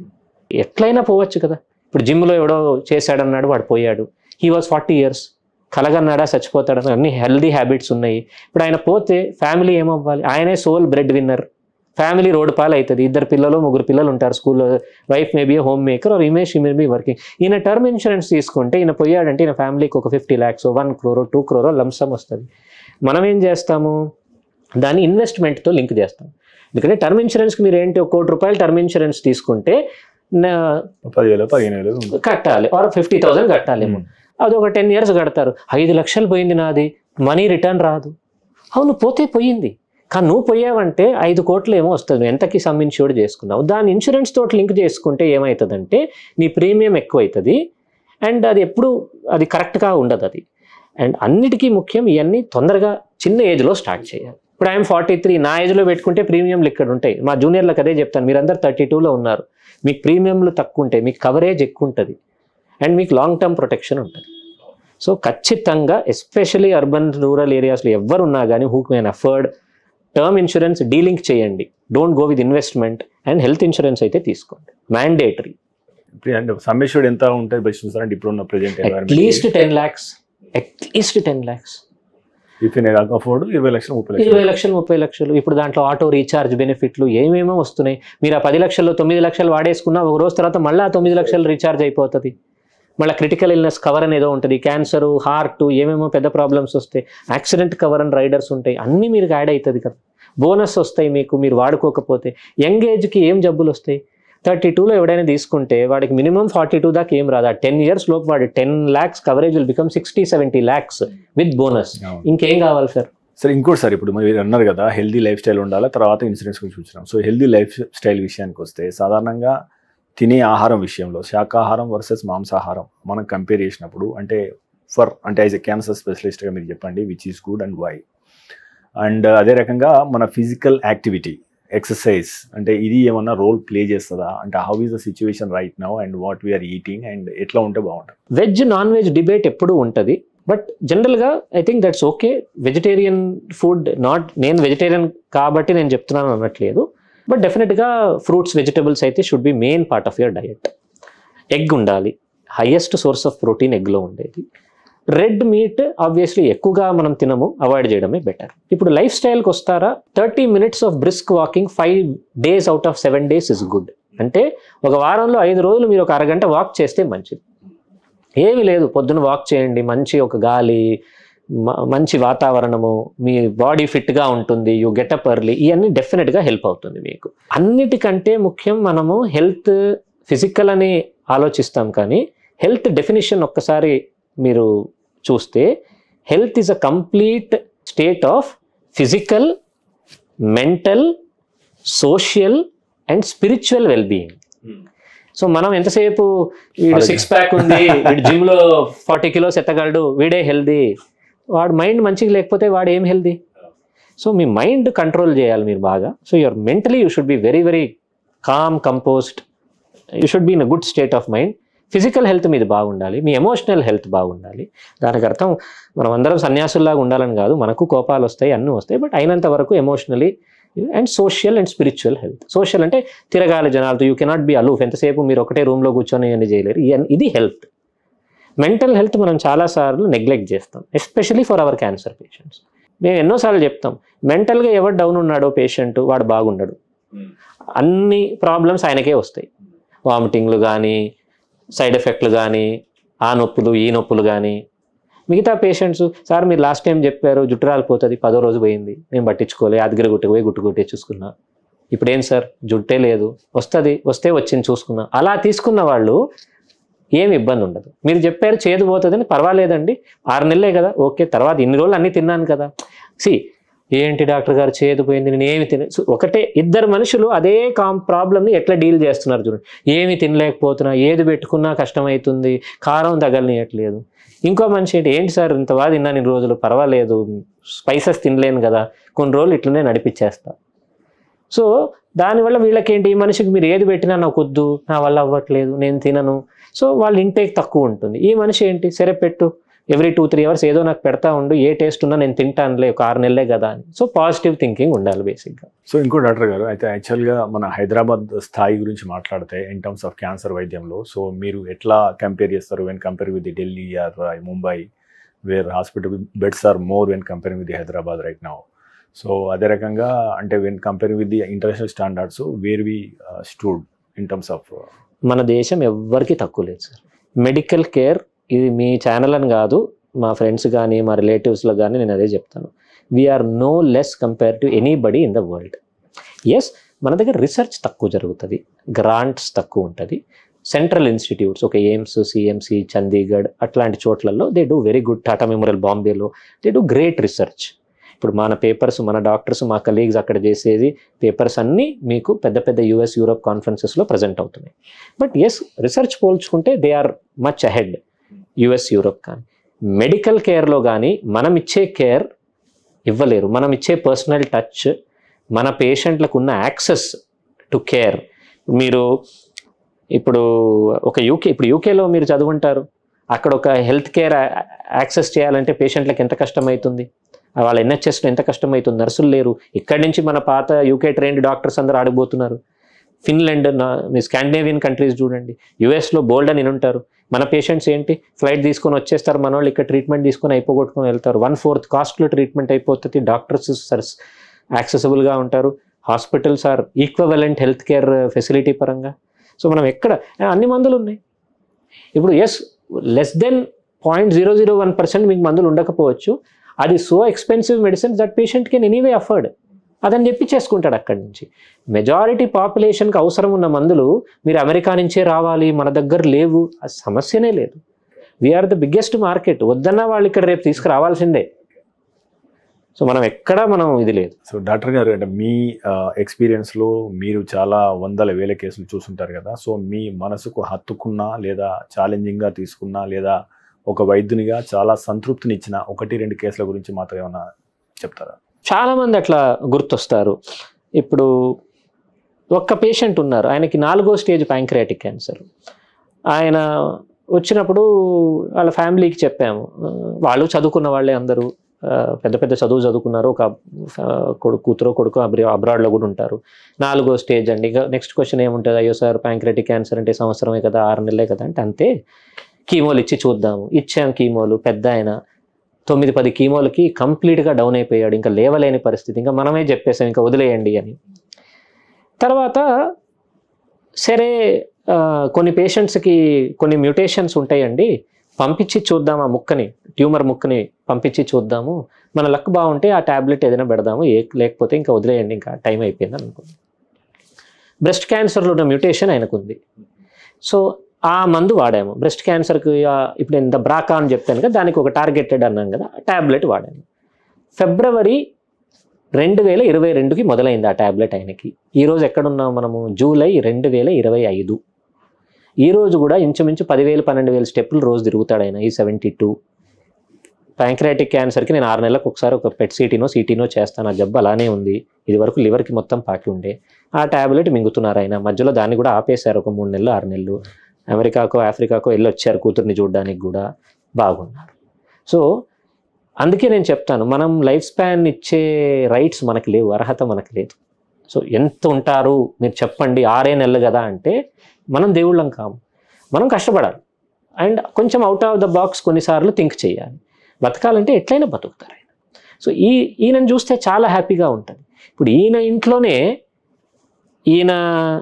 వీళ్ళ ఫస్ట్ కజిన్ ఒక ఆవిడకి కిడ్నీ క్యాన్సర్, ఆవిడని తీసుకొచ్చారు. ఇంకో relative early stage breast cancer, ఆవిడని తీసుకొచ్చారు. అంటే అండ్ ఈయనకు ఆ మ్యూటేషన్ ఉందని ఇప్పుడు కొడుకు కూతురికి ఇద్దరికి టెస్ట్ చేశాం, ఇద్దరికీ ఉంది. సో రేపు ఈ అమ్మాయికి బ్రెస్ట్ ఓవేరియన్ క్యాన్సర్ రాకుండా ఉండడానికి ఈమె యూకేలో షీఈస్ టేకింగ్ స్టెప్స్. ఓకే. ఈయన ప్రాస్టేట్ ప్యాంక్రియాస్ రాకుండా ఉండడానికి టెస్టులు చేయించుకుంటున్నాడు. అంటే ఏం చేశారు మీరు, 4వ స్టేజ్ క్యాన్సర్ పేషెంట్ పోతాడు అనుకున్నాము, ఆయనని లైఫ్ స్పాన్ పెంచారు విత్ క్వాలిటీ ఆఫ్ లైఫ్. పెంచడం అంటే ఏదో మంచం పైన లేడు ఆయన, ట్యాబ్లెట్ మింగుతున్నాడు అంతే. కొడుకు కంటే నాకంటే ఫిట్ ఉన్నాడు ఆయన. కొడుకు కూతురులో కూడా మీరు ఆ మ్యూటేషన్ ఉంది, మీరు జాగ్రత్తలు తీసుకోండి, మీకు ఈ ఫలానా జబ్బులు రేపు రాకుండా ఉండాలని వాళ్ళకు కూడా ఒక గైడెన్స్ ఇచ్చేశారు. అది చాలా సాటిస్ఫైయింగ్. ఓకే. ఇంకొక పేషెంట్ నాకు గుర్తొచ్చేది ఏంటంటే, very very very poor patient. అర్థం ట్రీట్మెంట్ మేము ఇక్కడ చేయగలిగాము, దాని తర్వాత 3-4 వేలు కూడా పాపం వాళ్ళకి పెట్టుకోవడానికి కష్టం అయిపోయిందని మా కలీగ్స్ గవర్నమెంట్ హాస్పిటల్ ఉంటే వాళ్ళ దగ్గర ట్రీట్ చేయించాము. ట్రీట్మెంట్ ప్రోటోకాల్ అంతా ఒకటే, మేమందరం కలిసి ట్రీట్ చేసాము. క్యూరబుల్ క్యాన్సరే, కానీ ఆవిడకి 2-3 సార్లు తిరగబడ్డది జబ్బు. అప్పటికి ఇక 3rd టైం వచ్చినప్పుడు ఇక కొన్ని కేసెస్ క్యూర్ కావేమో అని అనుకున్నాను. 3 years అయిపోయింది, 4 years అయిపోయింది, ఈరోజు కూడా బాగుంది ఆవిడ. సో అలాంటి వాళ్ళని చూస్తే పాపం వాళ్ళకి డబ్బులు లేవు. ఆయన ఈరోజు కూడా 6 నెలలకు ఒకసారి ఫాలోఅప్కి వచ్చినా కన్సల్టేషన్ ఫీ పే చేయడానికి కూడా డబ్బులు ఉండదు, మేము తీసుకోము. ఆయన ఏదో పాపం మా కోసం తీసుకొస్తాడు, పల్లీలు తీసుకొచ్చిస్తాడు, గ్రేప్స్ ఏదో తీసుకొచ్చిస్తాడు. ఆయన ఇది ప్రేమ. బట్ ఆవిడ బాగుంది, ఈరోజు క్యాన్సర్ నుంచి ఫ్రీ అయిపోయింది. ఇలా చాలా స్టోరీస్ ఉంటాయి. సో అంటే డాక్టర్ గారు, అంటే మీరు చాలామంది పేషెంట్లు చూస్తుంటారు, అంటే దారుణమైన పరిస్థితుల్లో వచ్చే వాళ్ళని, ఆరోగ్యం సహకరించకుండా వచ్చే వాళ్ళని, దీనస్థితిలో ఉన్న వాళ్ళని. అండ్ సో అంటే మీకు యాక్చువల్గా ప్రతిరోజు మోటివేషన్ ఇచ్చేది ఏంటి, విత్ న్యూ ఎనర్జీ మళ్ళీ సీట్లో కూర్చొని మళ్ళీ వైద్య వృత్తిలో అంటే సేవ చేయడానికి? What motivates you? మా పేషెంట్సే. వాళ్ళ సఫరింగ్ కంటే మన సఫరింగ్ ఏమీ లేదు. నేను ఫ్రస్ట్రేట్ అవుతాను, ఆబ్వియస్లీ హ్యూమన్ బీయింగ్ కదా, ఇంట్లో పోయి కొట్లాట పెట్టుకుంటాను, గొడవ కోపం వస్తుంది, ఫ్రెండ్స్ పైన ఏదో ఉంటుంది. కానీ వీళ్ళ బాధలను చూస్తే మనం దేనికోసం కోప్పడ్డాము, దేనికోసం మర్చాము, చిన్న చిన్న విషయాలకి కోప్పడుతున్నాం కదా అనిపిస్తుంది. సో మా మేజర్ మోటివేషన్ వాళ్ళే. యూ విల్ నాట్ బిలీవ్, మా సార్ చెప్పేవాళ్ళు, మా టీచర్ చెప్పేవాళ్ళు, నీ చేతిలో ఒక పేషెంట్ ట్రీట్మెంట్ చేసుకొని by unfortunately if they die because of disease, వాళ్ళు చనిపోయి, వాళ్ళ ఫ్యామిలీలో ఇంకో పేషెంట్ని నీ దగ్గర తీసుకొచ్చారంటే దానికంటే నీకు పెద్ద అడ్వర్టైజ్మెంట్ లేదు, దానికంటే పెద్ద మార్కెటింగ్ లేదు. సో అలా చాలామంది వస్తారు, అందరికీ వస్తారు, అందరు డాక్టర్లకు వస్తారు. అది చాలా సాటిస్ఫైయింగ్. అండ్ అలా వచ్చారంటే ఇప్పుడు మా పేషెంట్స్ చనిపోతారు, some patients die at 2 in the night or 3 in the night or ఇంట్లో చనిపోతారు. 1-2 daysలో దే కాల్ యూ, వచ్చి కలుస్తారు, మెసేజ్ పెడతారు, థ్యాంక్ యూ ఫర్ ఎవ్రీథింగ్ అని. ఎందుకు చేయాలి, ఎందుకు రావాలి? అయిపోయింది కదా, డాక్టర్ ట్రీట్మెంట్ చేశాడు, పని అయిపోయింది, ఇంకా నాకు ఆయనతో సంబంధం ఏముంది, లేదా ఆయనతో నాకేమైనా సంతకాలు తీసుకోవాలి, దానికోసం రారు వాళ్ళు. నిజంగా అంత మిడిల్ ఆఫ్ దట్ 13 days కార్యక్రమాల్లో ఉన్నా వచ్చి చెప్పి వెళ్తారు. ఇది మాకు మోటివేషన్. ఇట్లా చాలా ఉంటాయి చిన్న చిన్న విషయాలు. ఇప్పుడు ఈయన వచ్చి గ్రేప్స్ ఇవ్వడం, పల్లీలు ఏముందండి, ఎంత అయింది, కానీ ఆయన అది పెద్ద విషయం. నాకు మీరు ఇప్పుడు ఇంకో పేషెంట్ వచ్చి ఒక ల్యాప్టాప్ ఇచ్చినా అదేం పెద్ద విషయం. అలా ఇచ్చేటోళ్ళు కూడా ఉంటారు. ఇవ్వడం అని అనట్లేదు, నేను జనరల్గా చెప్తున్నా. అండ్ ఎలా వాళ్ళు చూస్తారు, ఇప్పుడు కొన్ని ఫ్యామిలీస్ ఉంటాయి, ద వే దే డూ, కొన్ని కొడుకులు కూతురులు వాళ్ళ తల్లికి చేసేది, హస్బెండ్ వైఫ్కి చేసేది, ఆర్ రివర్స్ పిల్లలు తల్లిదండ్రులకు చేసేది, వాళ్ళని చూస్తే అనిపిస్తుంది ఎంత బాగా చూసుకుంటున్నారు. అది మోటివేషన్. సో అందుకే మెడిసిన్లో ఎప్పుడు మేము డిప్రెస్ అయ్యే సమస్యనే ఉండదు. ఓకే, మీరు పేషెంట్స్ మధ్యలో ఉంటే మీరు డిప్రెస్ అయ్యేదైతే లేదు. అంటే డాక్టర్ గారండి, ఇప్పుడు సాధారణంగా టొబాకో తింటూ ఆల్మోస్ట్ 40% క్యాన్సర్లు వస్తున్నాయి. బట్ తినేటప్పుడు మనకి ఎంజాయ్మెంటు, కిక్కు ఇవన్నీ వేరే ఆలోచించాడు, కథ అయిపోతుంది. సో తీరా ఇప్పుడు పరిస్థితి తీవ్రంగా వచ్చి మీ దగ్గరకు వచ్చి పరిస్థితి ఇట్లా వచ్చిన తర్వాత సర్జికల్లో లేదా మెడికల్లో ఉన్నప్పుడు అంటే వాట్ దే ఫీల్ యాక్చువల్లీ, లేదా కొంతమంది about to die in a year or 6 months అన్నప్పుడు, సో వాట్ దే ఫీల్, వాళ్ళు మీతో ఏం చెప్పుకుంటారు, ఏం చేస్తే బాగుంటుంది అని అనుకుంటారు. సో గిల్ట్ అయితే ఉంటుంది, కానీ ఆ టైంలో మనం వాడి గాయంలో ఉపకారం వేయడం మంచిది కాదు. చూడు నువ్వు ఇట్లా చేసావు, అందుకే నీకు ఇట్లా వచ్చింది. సో ద వే నేను చెప్పేది ఏంటంటే, సరే అయింది ఏదో అయిపోయింది, ఇప్పుడు ముందు గురించి ఆలోచిద్దాంలే. ఎందుకంటే ఇప్పుడు ఆ గిల్ట్ ఆయనకు ఉంటుంది ఖచ్చితంగా, నేను టొబాకో తిని పాన్ మసాలా తిని నేను ఇది తెచ్చుకున్నానని. And head and neck cancers are morbid cancers, అంటే ఘోరం అది. అంటే మీరు సర్జరీ చేస్తే ఈ ఏరియా సర్జరీ చేయాలి, స్పీచ్, స్వాలోయింగ్, మాట, బ్రీదింగ్ అన్నిటికీ. అండ్ రికరెన్స్ వచ్చిందంటే అది పాకకపోవచ్చు, కానీ అదే ఏరియాలో వచ్చి మీ కాస్మెసిస్, మీ ఫేషియల్ స్ట్రక్చర్ అంతా మారిపోతుంది. సో ఆ పేషెంట్లు చాలా హారబుల్గా ఉంటుంది వాళ్ళది పరిస్థితి. సో అట్లీస్ట్ వాళ్ళ పిల్లలకైనా చెప్తాను. ఇప్పుడు ఉంటారు కొందరు, కొడుకు కూడా వాడు పాన్ మసాలా నవ్వులుతా ఓపీడీకి వస్తాడు. రే స్వామి, నువ్వైనా ఆపరా బాబు, మీ నాన్నగారు ఇట్లా తెచ్చుకున్నావు, నువ్వు కళ్ళ ముందు చూస్తున్నావు, నువ్వు తెచ్చుకోవద్దురా బాబు అని. నువ్వు చిన్నవాడివి, ఇప్పుడు ఆపితే నీకేమి రాకుండా ఉంటాయి, మీ నాన్నలాగా నువ్వు కూడా 20 సంవత్సరాలు ఇట్లనే నవ్వులుతా కూర్చుంటే ఖచ్చితంగా నీకు కూడా వస్తుంది. ఇంకో డాక్టర్ గారు, ఇప్పుడు మన అంచనా ప్రకారం 1 lakh పీపుల్కి ఒక్క ఆంకాలజిస్ట్ ఉన్నారు భారత్లో అని చెప్పేసి అంచనాలు అంటున్నాయి కదా. So is it enough? అదే రకంగా కొత్తగా ఆంకాలజీ వైపు రావాలనుకునే వైద్య విద్యార్థులకు మీరు ఇచ్చే సూచనలు ఏంటి? Oncology is a beautiful field. మా ఇంట్లో కూడా నన్ను ఆంకాలజీ చేయొద్దని అన్నారు, మా నాన్నగారే అన్నారు. కానీ ఈరోజు మా నాన్నగారు చాలా ప్రౌడ్, హీఈస్ వెరీ హ్యాపీ. అంటే వీడు కష్టపడుతున్నాడు, వీడు బాగా చేస్తున్నాడు. ఎందుకంటే ఆయన కూడా ఎవరో ఇక్కడే పుట్టి పెరిగాం కాబట్టి ఆయన కూడా న్యూస్ వెళ్తుంది కదా, ఎవరో ఒక పేషెంట్ వెళ్ళి నాన్నకు కూడా తెలిసిన వాళ్ళు ఉంటారు కదా.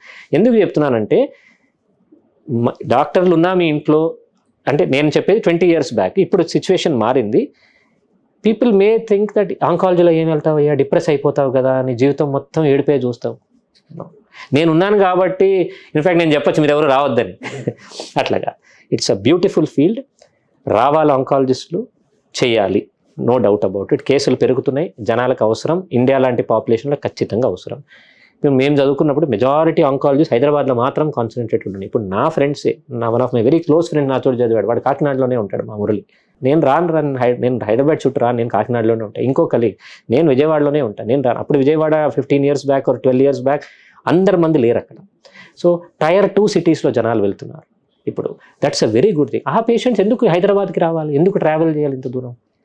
ఇప్పుడు రేపు నాందేడ్ నుంచో షోలాపూర్ నుంచో వాడు ప్రతి దానికి బాంబేకి ఎందుకు వెళ్ళాలి, టాటా హాస్పిటల్కి ఎందుకు వెళ్ళాలి? దేశం మొత్తం టాటా హాస్పిటల్కి వెళ్తే వాడు ఎట్లా చేస్తాడు వైద్యం? అక్కడక్కడ డీసెంట్రలైజ్ అయిపోవాలి. సో చాలామంది ఉన్నారు, అది ఇంప్రూవ్ అవుతుంది ఖచ్చితంగా. ఇప్పుడు మేము చదువుకున్నప్పటికీ ఇప్పటికే ఆల్మోస్ట్ డబుల్ ద మంది 3 times ఆంకాలజిస్ట్ అయ్యారు 10 yearsలో. డిఎన్బీస్ ఉన్నాయి, డిఎమ్స్ ఉన్నాయి, ఖచ్చితంగా పెరుగుతాయి. సో మీకు Tier 2 cities కూడా జనాలు ఉన్నారు ఆల్రెడీ. అండ్ పేషెంట్లకి అంత ట్రావెల్ చేయాల్సిన అవసరం అయితే లేదు. టెక్నాలజీ కూడా Tier 2 cities వెళ్ళిపోతుంది. అది రేడియేషన్ మెషిన్ పరంగా కానీ, మంచి సర్జికల్. ఇన్ఫ్యాక్ట్ తమిళనాడు, ఇంటీరియర్ తమిళనాడులో నామక్కల్ అని ఒక ప్లేస్లో నా ఫ్రెండ్ వర్క్ చేస్తాడు. నేను ఆయనతో TMHలో వర్క్ చేశాను. Is a Bombay person. ఆయన ఎందుకు అక్కడ వెళ్ళి వర్క్ చేస్తున్నాడు? అక్కడ they have everything, all facilities interior తమిళనాడులో. మన దగ్గర కూడా ఉన్నాయి అట్లానే. మన డిస్ట్రిక్ట్స్లో. సో అది రాను రాను ఇంకా డెవలప్ అవుతుంది అంతే. సో డాక్టర్ గారు, అంటే ఇప్పుడు మీరు ప్రభుత్వానికి ఏమైనా సలహా ఇవ్వదలుచుకున్నారా, లేదా ఇప్పుడు అభివృద్ధి చెందిన దేశాల్లో ఏ రకంగా ఉంది అంటే డిటెక్షన్ ఎర్లీగా ఉండడానికి, సో రాష్ట్ర వ్యాప్త ప్రజల్ని కానీ దేశవ్యాప్త ప్రజల్ని కానీ మనకు అవకాశం ఉన్నప్పుడు లేదా అఫోర్డ్ చేయగలిగినప్పుడు ఏ చిన్న టెస్టుల ద్వారా ఎక్కువ క్యాన్సర్ని మనం గుర్తించే అవకాశం ఉంది ప్రారంభంలో? సో ఆ దిశగా ఇటువంటి చర్యలు చేస్తే బాగుంటుందని మీరు ఏమైనా సూచనలు ఇవ్వగలరు? టెస్ట్ కంటే మళ్ళీ నేను సజెస్ట్ చేసేది, ప్రభుత్వం చెప్పడానికి మనం ఎవరము కాము, మన జనాలకి చెప్పాలి. మనము యాజ్ అ కంట్రీ మనకి 2 ప్రాబ్లంలు ఉన్నాయి. ఒకటి, మనకి ఇంకా ఇదే malaria, dengue, fetal mortality, infant mortality ఇంకా ఘోరంగా ఉంది. Mothers are dying after birth, children are dying after birth. Dengue malaria సీజన్లో చాలామంది చనిపోతున్నారు, టైఫాయిడ్లో చనిపోతున్నారు. ఇవన్నీ communicable diseases and preventable diseases. వెస్ట్లో ఉన్నాయా మీకు? అమెరికాలో ఉందా? ఎవడైనా దోమగడ్డి చచ్చిపోతున్నాడు అక్కడ. వాడికి ఏమున్నాయి అక్కడ? Obesity, heart problem, cancer. అవి కూడా ఇక్కడ వచ్చినాయి ఇప్పుడు. సో మనకి మిక్స్ ఆఫ్ బోత్. మన కంట్రీకి 100 years నుంచి ఉన్న ఆ కష్టాలు ఉన్నాయి. ఇప్పుడు వాడిని చూసి మనం ఇవన్నీ తెచ్చుకున్నాము, ఈ పిజ్జా బర్గర్లు తిని అవన్నీ లైఫ్ స్టైల్ బాగాలేక ఒబేసిటీ పెరిగి క్యాన్సర్లు. These are non communicable diseases. We can not manage both at once. మనకంత లేదు. మనం వీఆర్ స్టిల్ డెవలపింగ్. మన దేశం, మనం ఏదో 5 trillion ఎకానమీ అంటాము, 3rd వచ్చాము, చైనాని గ్రోత్. మన జీడిపి పెరగాలి, మన పర్ క్యాపిటా ఇన్కమ్ పెరగాలి, మన దేశం తొందరగా డెవలప్డ్ కావాలంటే మనము కమ్యూనికబుల్ అండ్ నాన్ కమ్యూనికబుల్ 2ని పెట్టుకొని తట్టుకోలేము. మన హెల్త్ ఎక్స్పెండిచర్ వేరే కంట్రీస్ని కంపేర్ చేసుకుంటే తక్కువ. సో మనం ఏమేమి ఇక్కడ ప్రివెంట్ చేయగలమో అవన్నీ ప్రివెంట్ చేసుకోవాలి. క్లీన్ ఎన్వైరన్మెంట్, క్లీన్ హైజీన్, దోమలు గీమలు ఇవన్నీ లేకుండా చూసుకోవడము, better infant mortality reduction practices, ముఖ్యంగా క్యాన్సర్ పరంగా ఈ prevention, HPV vaccine, mammograms, pap smears. విలేజెస్లో కానీ మీకు డిస్ట్రిక్ట్ లెవెల్స్లో screening programs for cervical cancer చాలా బాగా జరుగుతున్నాయి. మన వాళ్ళు అది అవైల్ చేసుకోవాలి. వాళ్ళు వెళ్ళరు, అదేదో private part of the body అని మనం వెళ్ళి, ఆర్ ల్యాక్ ఆఫ్ నాలెడ్జ్ వల్ల. సో క్యాన్సర్ స్క్రీనింగ్ కరెక్ట్గా చేసుకోవడం, ట్రీట్మెంట్ కంటే ఈ ప్యాప్స్మియర్లు చేయడము, తర్వాత ఓరల్ లీజన్స్ ఏమైనా ఉంటే తక్షణం వెళ్ళి చూపించడము, ఇవన్నీ తినకుండా ఉండడము, ఇవి మనం చేసుకుంటే మనకి ఈ క్యాన్సర్ బర్డన్ తగ్గిపోతే మనం ఎక్కడో ఉంటాం. సో డాక్టర్ గారు, ఫైనల్ క్వశ్చన్ ఫైనల్గా, సో ఇప్పుడు మీరు అన్నారు కదా ఒక చిన్న ట్యాబ్లెట్ 30 సంవత్సరాల వయసును పెంచింది అని చెప్పేసి. ఇప్పుడు మనం కార్టిసల్ గురించి మాట్లాడుతున్నాం, ఇమ్యూనోథెరపీ గురించి మాట్లాడుతున్నాం. అదే రకంగా వచ్చే 10 ఏళ్లలో ఏ అంశం, అంటే ఏ ఆవిష్కరణ మీద ఎక్కువ జరుగుతుంది ఇన్ టర్మ్స్ ఆఫ్ క్యాన్సర్ వైద్యం విషయంలో? So what you are expecting, what are in pipeline, మీరు ఏం ఎన్విసేజ్ చేస్తున్నారు నెక్స్ట్ 10 yearsలో ఇది వచ్చే అవకాశం ఉంది, ఇది రోగుల జీవితాన్ని సమూలంగా మార్చే శక్తి దీనికి ఉందని చెప్పేసి? పర్సనలైజ్డ్ మెడిసిన్ అయిపోతుంది. ఇంకా ఇప్పుడు ఎట్లా ఉంటుందంటే, ఈ సెట్ ఆఫ్ క్యాన్సర్ పేషెంట్స్కి ఈ వైద్యం చేస్తే చాలు అంటే, ఇంత కాకుండా very specific targeted treatment, personalised treatment, minimal toxicity, maximum quality of life. And రేపు వాడు క్యూర్ అయిపోతే ఈ రోజు తీసుకున్న ట్రీట్మెంట్ వల్ల వాడు 30 సంవత్సరాల తర్వాత వాడికి హార్ట్, లంగ్ ఇష్యూస్ రాకుండా ఉండే ట్రీట్మెంట్స్ డిజైన్ చేయడం. Okay. So it is not only of today they will start, already జనాలు పనిచేస్తున్నారు దానిపైన. బట్ ఈ రోజు వైద్యం చేసి వాడిని 5 సంవత్సరాల్లో క్యూర్ చేసేది కాకుండా అతను రేపు ఈ క్యాన్సర్ ట్రీట్మెంట్ ఆఫ్టర్ ఎఫెక్ట్స్ వల్ల కూడా సఫర్ కాకూడదని. So it is going to be very personalized, very specific, very cost effective, focusing on quality of life. Thank you doctor గారు, thank you very much. So ఎన్నో విలువైన అంశాల మీద అవగాహన కల్పించారు. సో మీరు చెప్పిన దాన్ని బట్టి, సో సరైన ఆహారం తీసుకుంటూ సరైన వ్యాయామం చేస్తూ దురలవాటు వారికి దూరంగా ఉండడం వల్ల చాలా వరకు మనం క్యాన్సర్కి రాకుండా ఉండే అవకాశాలు ఉన్నాయి. సో ఆల్మోస్ట్ ఓన్లీ పొగాకు ద్వారానే 40% క్యాన్సర్లు వస్తున్నాయి. దీన్ని ఖచ్చితంగా దూరంగా ఉండాలని చెప్పేసి మీరు చెప్తున్నారు. Thank you very much doctor. Thank you sir. నమస్తే. సో వ్యూవర్స్, ఇది ఈ వారం డాక్టర్ టాక్స్. వచ్చే వారం మరో డాక్టర్ కలుద్దాం. చూస్తూనే ఉండండి మెడ్ ప్లస్ 1 TV.